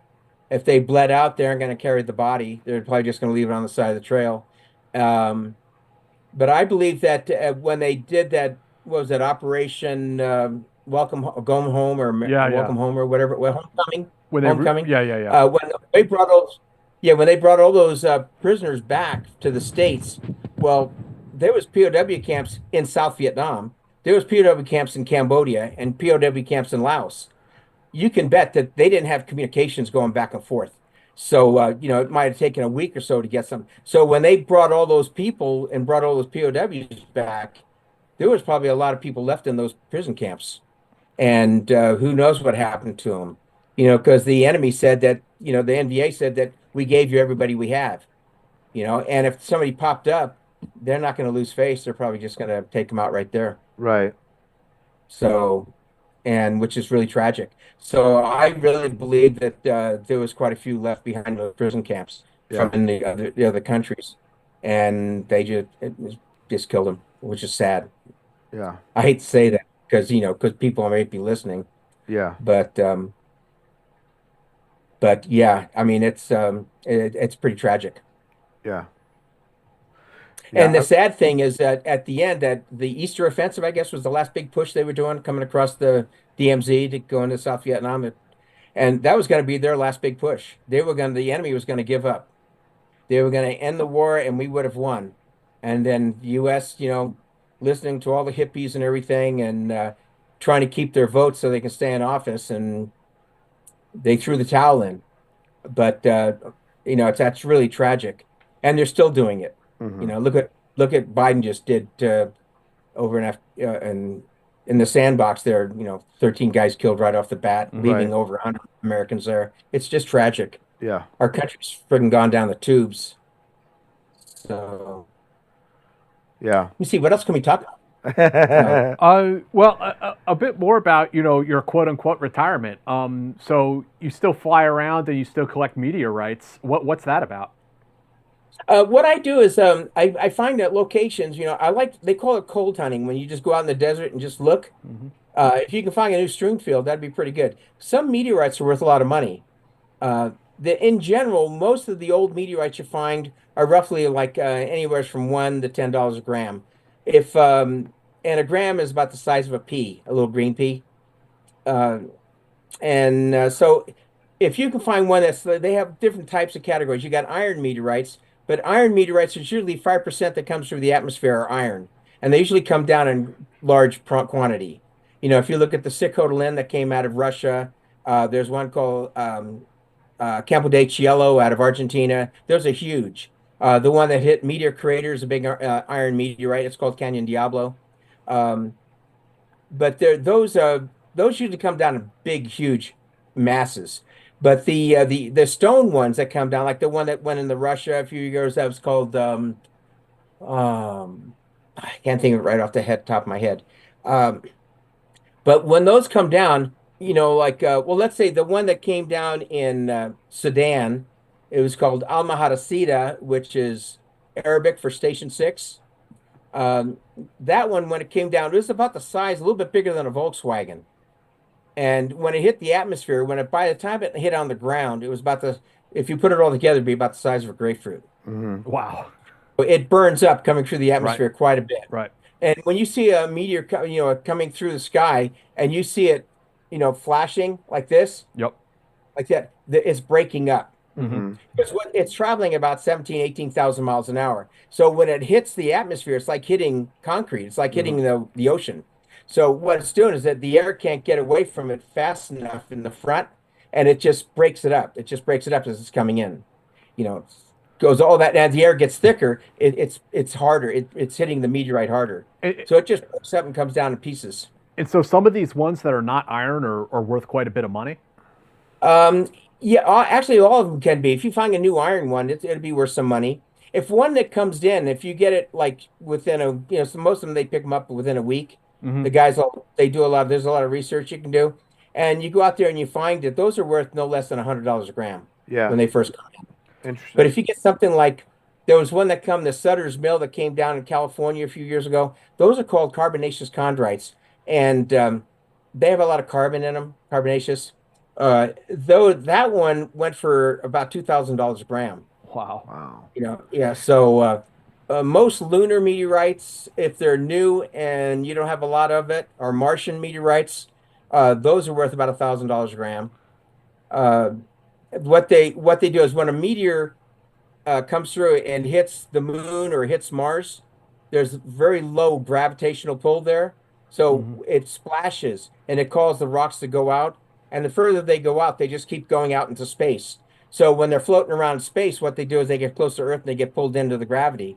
And so if you find one of the biggest areas for meteorites is in the Sahara Desert, North Africa. It's called Northwest Africa. If you go on eBay and look for meteorites, you see NWA, Northwest Africa, and you'll see a number. And that number, because there's so many of them, because what do you call the Bedouin, the run around the camels? Bedouins? Bedouins, when they're running around, they find them.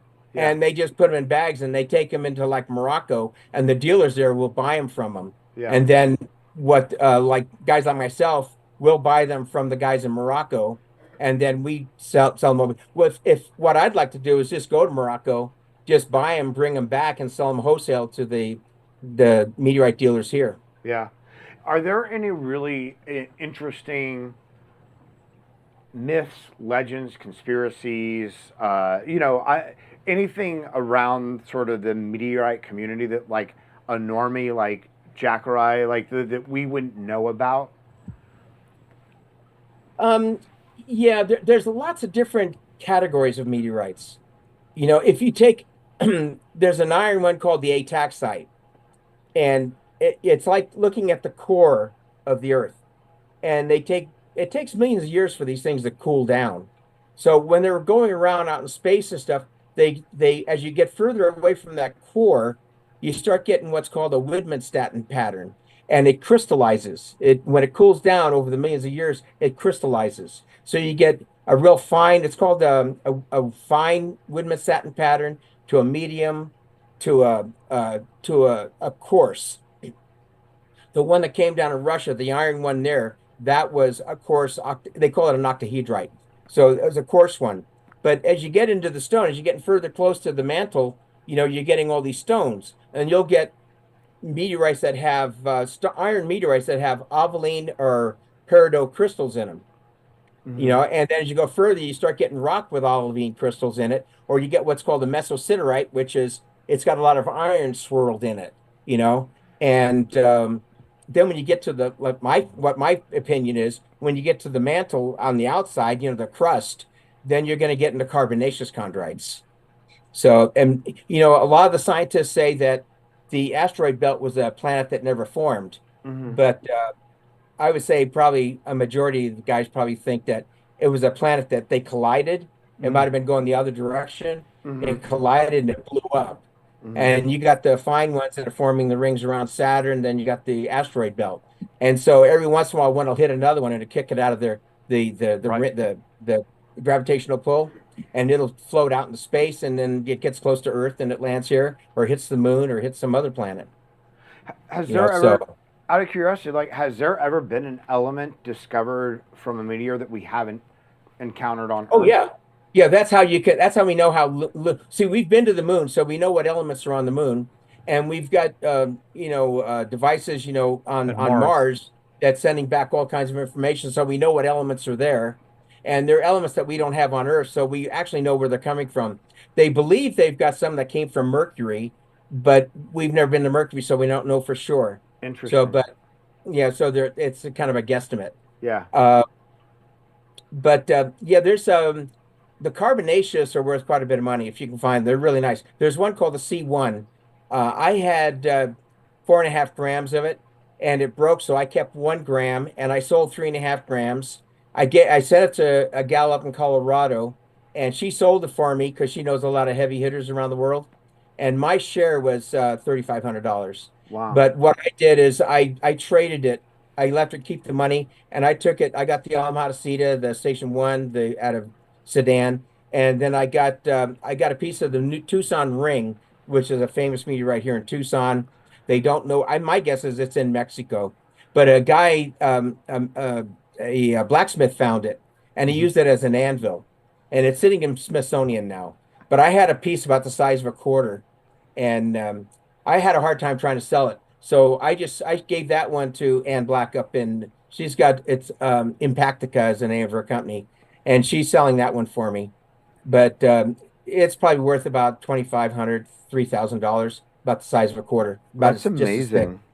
And who buys these generally? Is it like aficionados and collectors, or do laboratories buy these also? Some of the labs will buy them, but most of the meteorite hunters like myself, we donate them. I'll go to ASU with what's his name? Lawrence Garvey is the curator for the meteorites up there. He's well known, and Lawrence and I are friends. So what I do is, if I find something that he might not have, or I need it evaluated, I go up there and I'll call him up, and he'll say, "I'll come down and get you," and he'll take me up into the area where they have their big lab, and they've got a huge lab. I mean, It's huge. It's they got every kind of meteorite you can think of up there. And So, but I'll give them to him, and I donate a lot of meteorites to the Vatican. Yeah. I have to ask Jim. I want to follow up about the Vatican. Yeah, but, definitely. yeah, Yeah. but how do you even find a meteorite? Like you're describing things that are the size of a quarter or even smaller. I mean, how do you even Well, find them? that's a slice. That's a Okay. slice. When they found the Tucson ring, it's a big ring, and the guy used it as an anvil. There was a piece that stuck out in the middle of the ring, Okay. and they cut it off, and then they sliced it up, and they sent it to all the labs around the world and the universities and stuff to evaluate it and study it. But I mean, how do you So even go about finding them in the desert in the first place? this guy, it was on the ground. A lot of the stone meteorites you can find right on top of the ground. Really? Okay. Yeah, they don't make the one that hit the meteor crater, that was probably the size of two double wide 60-foot trailers, that came in there. And my guess is it's still down at the bottom. I think it blew down, the dirt covered over it. But you can go up there and it belongs to the Barringer family. It's called the Barringer Crater is the real name of it, and it's on a lease to the U.S. government, and they made it a national site so people can go and visit it. But it still belongs to the Barringer Crater, Barringer family, and they live in Flagstaff, Arizona. But you can't go out there and hunt. They don't want people out there because some of these, a good hunter will dig up the ground and look for it. And if they take a metal detector and they can find it, and then they dig it up. And sometimes it's a bullet or a slug or something, or it could be a meteorite. So, but a lot of times they get so pissed they don't fill in the hole. So what happens Oh, I is cattle see. are through, they step in it, they break their leg. Right. So It now pisses they off don't the want anybody farmers. there. Yeah. And I've actually found cattle out there, out by Hurt. Tombstone, Arizona. I've been out there hunting, and I've actually found cattle, and you see they got a broken leg Yeah. where they stepped in for a hole. So fill us in about how you sell meteorites to the Vatican or donate them to the I don't, Vatican. I got don't it. sell them to them. What I do is I go to the U of A, University of Arizona, up in Tucson, and they have a lot of the what do you call them, astrophysicists up there, and it's a big meteorite. Arizona State and ASU are big meteorite colleges. So they when I'm up there, what I do is I go to lunch with these astrophysicists because they're more about the space stuff, and they're kind of interested when I bring a meteorite and show them and discuss, and explain the meteorite to them, because they know a lot about meteorites. Brother Guy Consolmagno, who's the curator for the meteorites for the Vatican, he's now in charge of it. But the brother Bob Mackey is the new curator, and we all know each other. So, but we go have lunch, and we'll sit and talk. Brother Guy didn't have any. The one from Murchison out of Australia, which actually had 22 amino acids in it, and it's a carbonaceous chondrite. So he didn't have any. So I brought about 3 or 4 of them up there, and I gave him a thin slice that you can look under a microscope. And I said, take whatever one you want. And so him and I became good friends from that. And so every once in a while I find one. I got a list of all his meteorites that he has. So if he doesn't have it and I find one, I'll donate it to him. And he does a lot of studying. He does a lot of research on meteorites. Yeah, I was going to ask, like, why is the Vatican so keen on meteorites? They have their own research facility, scientific pursuits. Well, I'm a Christian, and so when I have lunch with Brother Guy, he'll ask me, well, "How do you feel about science and Christianity and meteorites and stuff?" And I told him, I says, "Well, it's the study of science is the study of how God put it all together. Right. That's the way I look at it. So, but there's a Mount Graham just north of here, about, I don't know, about 150 miles or so, and there's a big telescope on the top of Mount Graham. It's actually the Vatican. Oh, really? So, and that's how I know Bob Mackey and Brother Guy. Yeah, because if it's cloudy, they'll come on down and have lunch with us on Mondays when we get together. Yeah, so that's how I met him. But when Brother and I get together, we usually talk about old black and white movies and stuff. So yeah, you So- mentioned these amino acids in an asteroid. Have you met with like astrobiologists and people like Yeah. that? who study this stuff? Yeah, I've probably got I don't know, 50 or 60 books on meteorites, that I've read, and I read a lot of science books. I really don't read novels. I read mostly science books. Yeah. I just finished one on transgenderism. It's called The End of Sex. Uh-huh. No, The End of Gender. The End of Gender by Dr. Deborah So. And she's a sexologist Uh-huh. that got into all that stuff. And so the book's about yay thick, but I went ahead and I just finished it yesterday. I was doing laundry, so I was sitting there reading while my laundry was. Yeah. So I finally finished it. But but I read a lot of books like that. I read an awful lot. Like right now, I'm reading a book on MRI of the hand and wrist to refresh my memory. Yeah. Because you can't, when you're a radiologist, you can't know everything. Yeah. You got to know where to look. That's the big secret. You got to know where to look. What have you talked to any astrobiologists about their thoughts of like finding things like amino acids or these these things in what do they say about or what are their theories about like extraterrestrial life and whatnot? Oh, I think it's kind of silly to think that we're the only humans or the only living people or animals or whatever in the universe.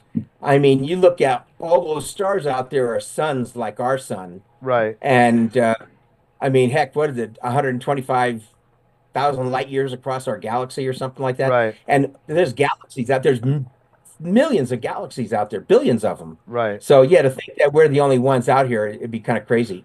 But I'm just curious in terms of like what they found in asteroids or what they found. Amino acids are like the building blocks. It's the building block right? of right. Yeah. So like, well, they don't believe that carbonaceous chondrites are actually at the crust of another planet that might have exploded. They think it's a different kind of a carbon than what we know as carbon, like charcoal. They think it's different, but it's really not. It's black, just like when a stony meteorite comes in and hits the ground, it actually bounces along the ground, and you can pick them right up. They're not hot like people think, and there's no radioactive activity coming off of it either. You can just pick them up. But what you do is you put them in tinfoil, because you don't want to disturb what's on there. It'll pick up dirt on the ground, obviously. But then you put it in tinfoil, and then you can give it to a scientist, and they can evaluate it, and they'll tell you what kind of meteorite it is. And because you have like H's and L's, H means there's more iron flakes in the stone than an L has low iron flakes in the stone. Yeah. And then they have, like, there's one that came down in Holbrook, Arizona, and it's an LL6, and the 6 is more like the little chondrules and that kind of thing in there. But the LL mean very low metal in it. But up there, there's so much mineral in the ground, salts in the ground, you can't really use a metal detector. You got to use your eyesight. Yeah. And I found them up there. You can walk around, you can find them. After a rainstorm, they might be sitting on the surface, so you can find them. They usually come up on the surface. You ever notice, like, if you make a ground nice and smooth, and after a rainstorm, all the rocks are on the surface? Yeah. Mm-hmm. Yeah, it's kind of like that. They come to the surface. Interesting. And my first meteorite was 678 grams. I found it up in Franconia. It came down about 7,000 years ago, and it was named after a train station called Franconia, and it's long gone now, but they still call it that.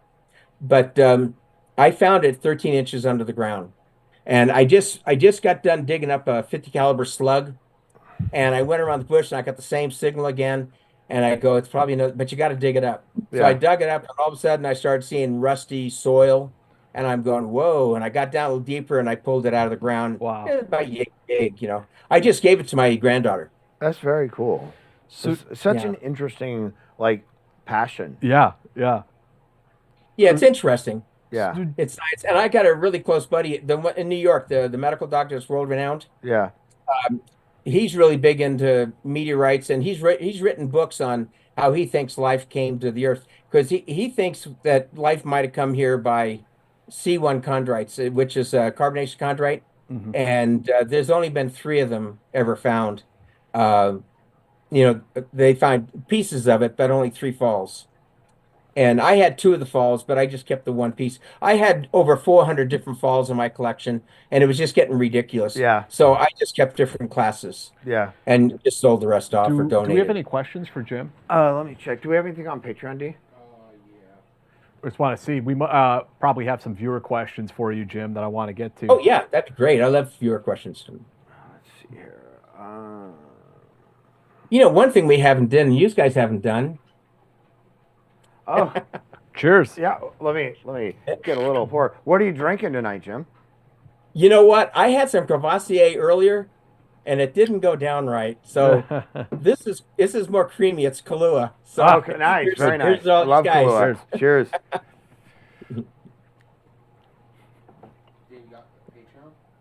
Yeah, what do you got, D? Yeah, sure. All right, we have from Joel. Given we might have to fight in East Asia again and are hardwired for desert mountain warfare, what are some of the younger service members / veterans need to know about the theater, the terrain, and potential adversaries that isn't talked about now?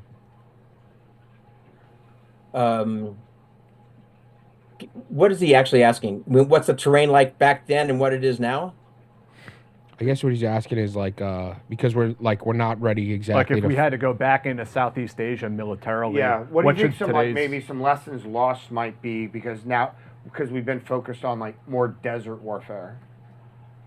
Well, you know, it's kind of interesting because when we were going to Vietnam, you know, we were learning all the stuff from World War II in Korea.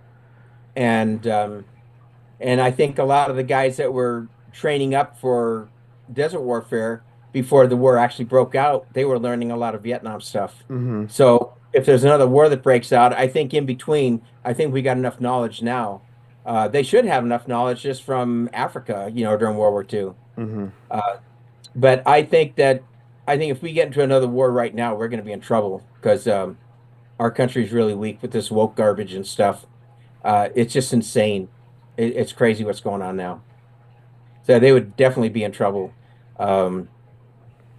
I don't know any other way to answer that because the young guys, you know, when I went through, it was when I went out into the jungle, I just wore my shirt. Half the time my shirt was open because it's like 120 degrees in that triple canopy, and we didn't wear any protection.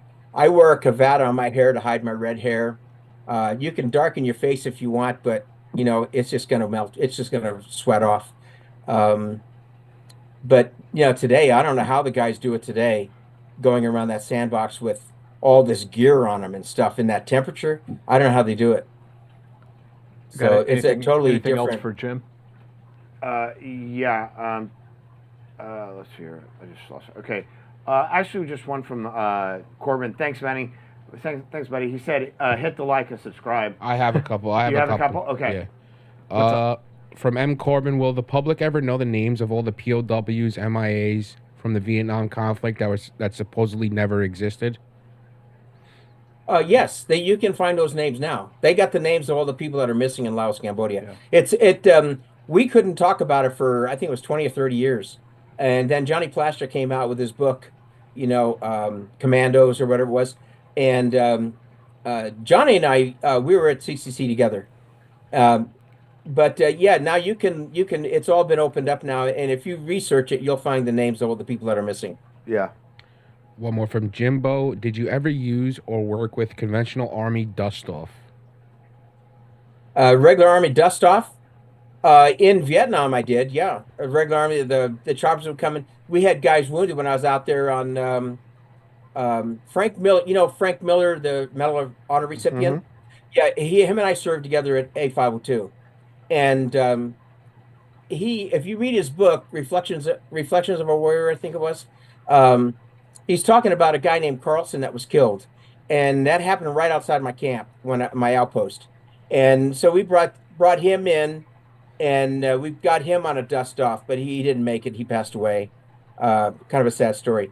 It didn't go down the way Frank put it in the book, but Frank was he was your Rambo. He was really quite a guy. If you got in trouble, you either want Frank Miller to come after you or you want Bob Howard to come after you. Is there any those two guys were good? Is there any possible of a Jim Shorten book? Yes, I'm working on a book now. I'm in a bunch Great. of books. I'm in like 16 books. Yeah. You know, even the radiology books I'm in it. You know, but I published like 30 papers and stuff. But yeah, I'm working on a book.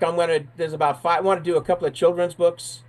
Cool. And I want to do one on Cobra 84. I want to do one on SOG, one on my life story, and maybe one on Vietnam. I want to do one on PJs too, because there's very few books out there on pararescue. Yeah. Yeah, I hope you do. Jim, when you guys were going out, whether it was when you're with SF or when you moved on to CCN, what was your standard carry? Did you have flexibility? Like, did you have a standard carry? We controlled everything. We took the weapons we wanted. We went in the way we wanted. We were the ones fighting. The guys in camp didn't know how to fight. I mean, they might have fought in Korea or something like that. They're older guys, but the recon guys, they pretty much ran the show for themselves. How I wanted to go in, how many people I wanted to take with me. Like on the 3-man brightlight, I just took 2 other guys myself. Yeah. They don't say, "Oh, don't do that," But I carried about, I would say, between 30 and 36 magazines. I carried a 5-quart bladder and a canteen of water on my side. I had the bladder in my backpack, and we had this little tiny rucksack, and I'd put a camouflage parachute panel in it in case it got really cold. And let me see, I had I put 5 cans of peaches in there. All the missions were usually 5 days. Yeah. Most of them lasted anywhere from 1 to 3 days because you got in contact. But I put the cans in there, and that's all I ate was 1 can of peaches a day. Wow. And that kept me going. But I was a young guy back then, so and you chose whatever weapon you want. And the Car 15 that we had, that was probably the best little weapon. When I was down at P-53, I carried a Swedish K one time. That was an interesting story. When I was down there, we were sitting in the RON, and we heard noise coming towards us. And so the Swedish K fires from an open boat. So I took it off and got ready, and all of a sudden the bushes opened up and a tiger walked in. Wow. It was a little tiger. He just walked in. He just looked at us, looked at me, and then he just backed out and walked away. That's insane. Yeah. Yeah, it's really kind of funny. Yeah. I think I carried an Uzi one time, and one time I carried a silenced Uzi. I had a Sten gun that was silenced as well. That was really a nice silenced weapon, the Sten gun. Yeah. Yeah, you take a little piece of leather and you put it between the bolt and the chamber. So when the bolt comes down, the leather will keep it quiet. Dampen it. Yeah, as long as it still seats around. Yeah. Jim, thank you so much for spending your Friday evening with us and telling us about your story. You had a really incredible career in life, and when your book comes out, let us know. We'd love to have you on the show again to talk about it. Yeah, I'd love to. And for folks out there, next Friday, we're going to have another Vietnam veteran on, Herschel Davis. Served in the Navy SEALs for a good long time. Oh, very cool. I worked with quite a bit of the Navy SEALs. Oh, really? When I was in the reserves, we did a raid on Angel Island. We did a raid on Alcatraz with the SEAL Team 1. Yeah, that's cool. Yeah, and they're a great bunch of guys. Man, I love the SEALs. They're a great bunch of guys. That was after Alcatraz was shut down. You guys used it as a training site? Yes, it was right after the movie Gauntlet was filmed on it. When they blew up that, because all the rubble was still there from when they blew that tower. The Gauntlet? You mean the Clint Eastwood movie? Yeah. Yeah, that's funny. And the SEAL team was, they were the security, and they had a guy in the prison. So what we did is we came down underneath the Golden Gate and Huey's, like 4 feet off the water, came up and set a diversion, and then all the SEALs came to battle us out because they thought we were coming. And so we had another chopper coming from the south side. They went in and took the guy out of prison and got him out of there. I lived on that one, but we did one on Angel Island, and the SEALs, man, they cleaned my butt. They killed me. Yeah. We had another deal with the Navy SEALs out in Texas where they had a missile, and we had to go in and get the missile. We got the missile out, and we had to carry, and that was an amazing mission. We had Spectre over us, and they were 10,000 feet up in the air, and our team leader goes, "Hey, do you have us?" And he goes, "Move." We moved about not even 10 feet. I got 13 guys, and they picked from cattle. Yeah. There was cattle out in the field. Yeah. There was text out there, and we managed to go through there, and they actually saw every one of us from 10,000 feet. That's amazing. It was amazing. Yeah. Yeah. Jim, anything you want to tell people about or promote, or a website you want to send people to before we get going for the evening? I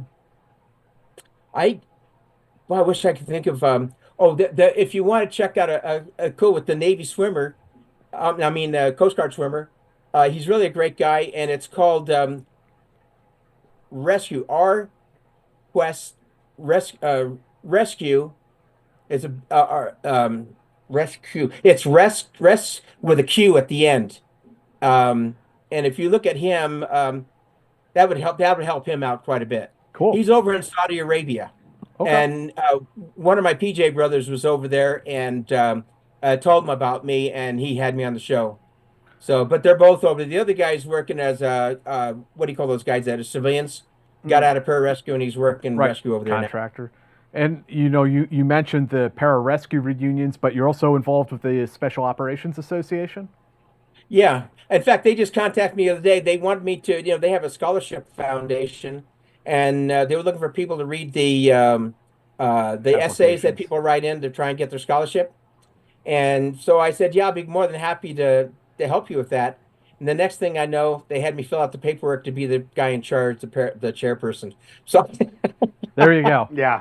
That's what you. Yeah. So that's a combination of being a Green Beret, a pararescue guy, and also an academic. And also being in the Navy and a former sailor. Exactly. That's, yeah. We can't leave that out.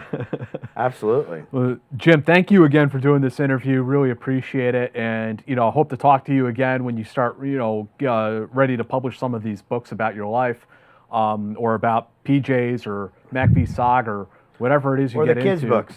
Yeah, we'd love to talk to you about it. Yeah, the kids' books. Yeah. Well, when I was raised in Colorado, I had a dog named Mush. I think I sent you a picture when I was a little kid with the dog.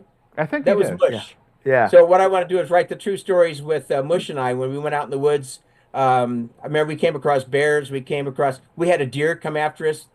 Luckily, the deer it was a buck and already lost his antlers. He dropped his antlers already, but he tried to butt us around, tried to chase my dog. But it's a lot of fun stories. I had it one time where I heard the pounding on the ground, and I got by a rock, and the deer jumped over the rock, coming down a hill, and the rock was here, and the hill went down. They jumped over the rock right over on top of us. Wow. I think it'd make a great children's book. I had a lot of great stories with the dog. That sounds awesome. So, all right, Jim. So next Friday, Herschel Davis, Jim Shorten. Thanks again, man. Deeply appreciate it. Yeah, everyone out there, have a great rest of your weekend. You too, and happy St. Patrick's Day. I'm Irish, by the way. Oh, so am I. Irish descent, born in Liverpool. All right. So have a great day. Thank you too. very much for the interview. Appreciate it. Absolutely, Jim. Thank you.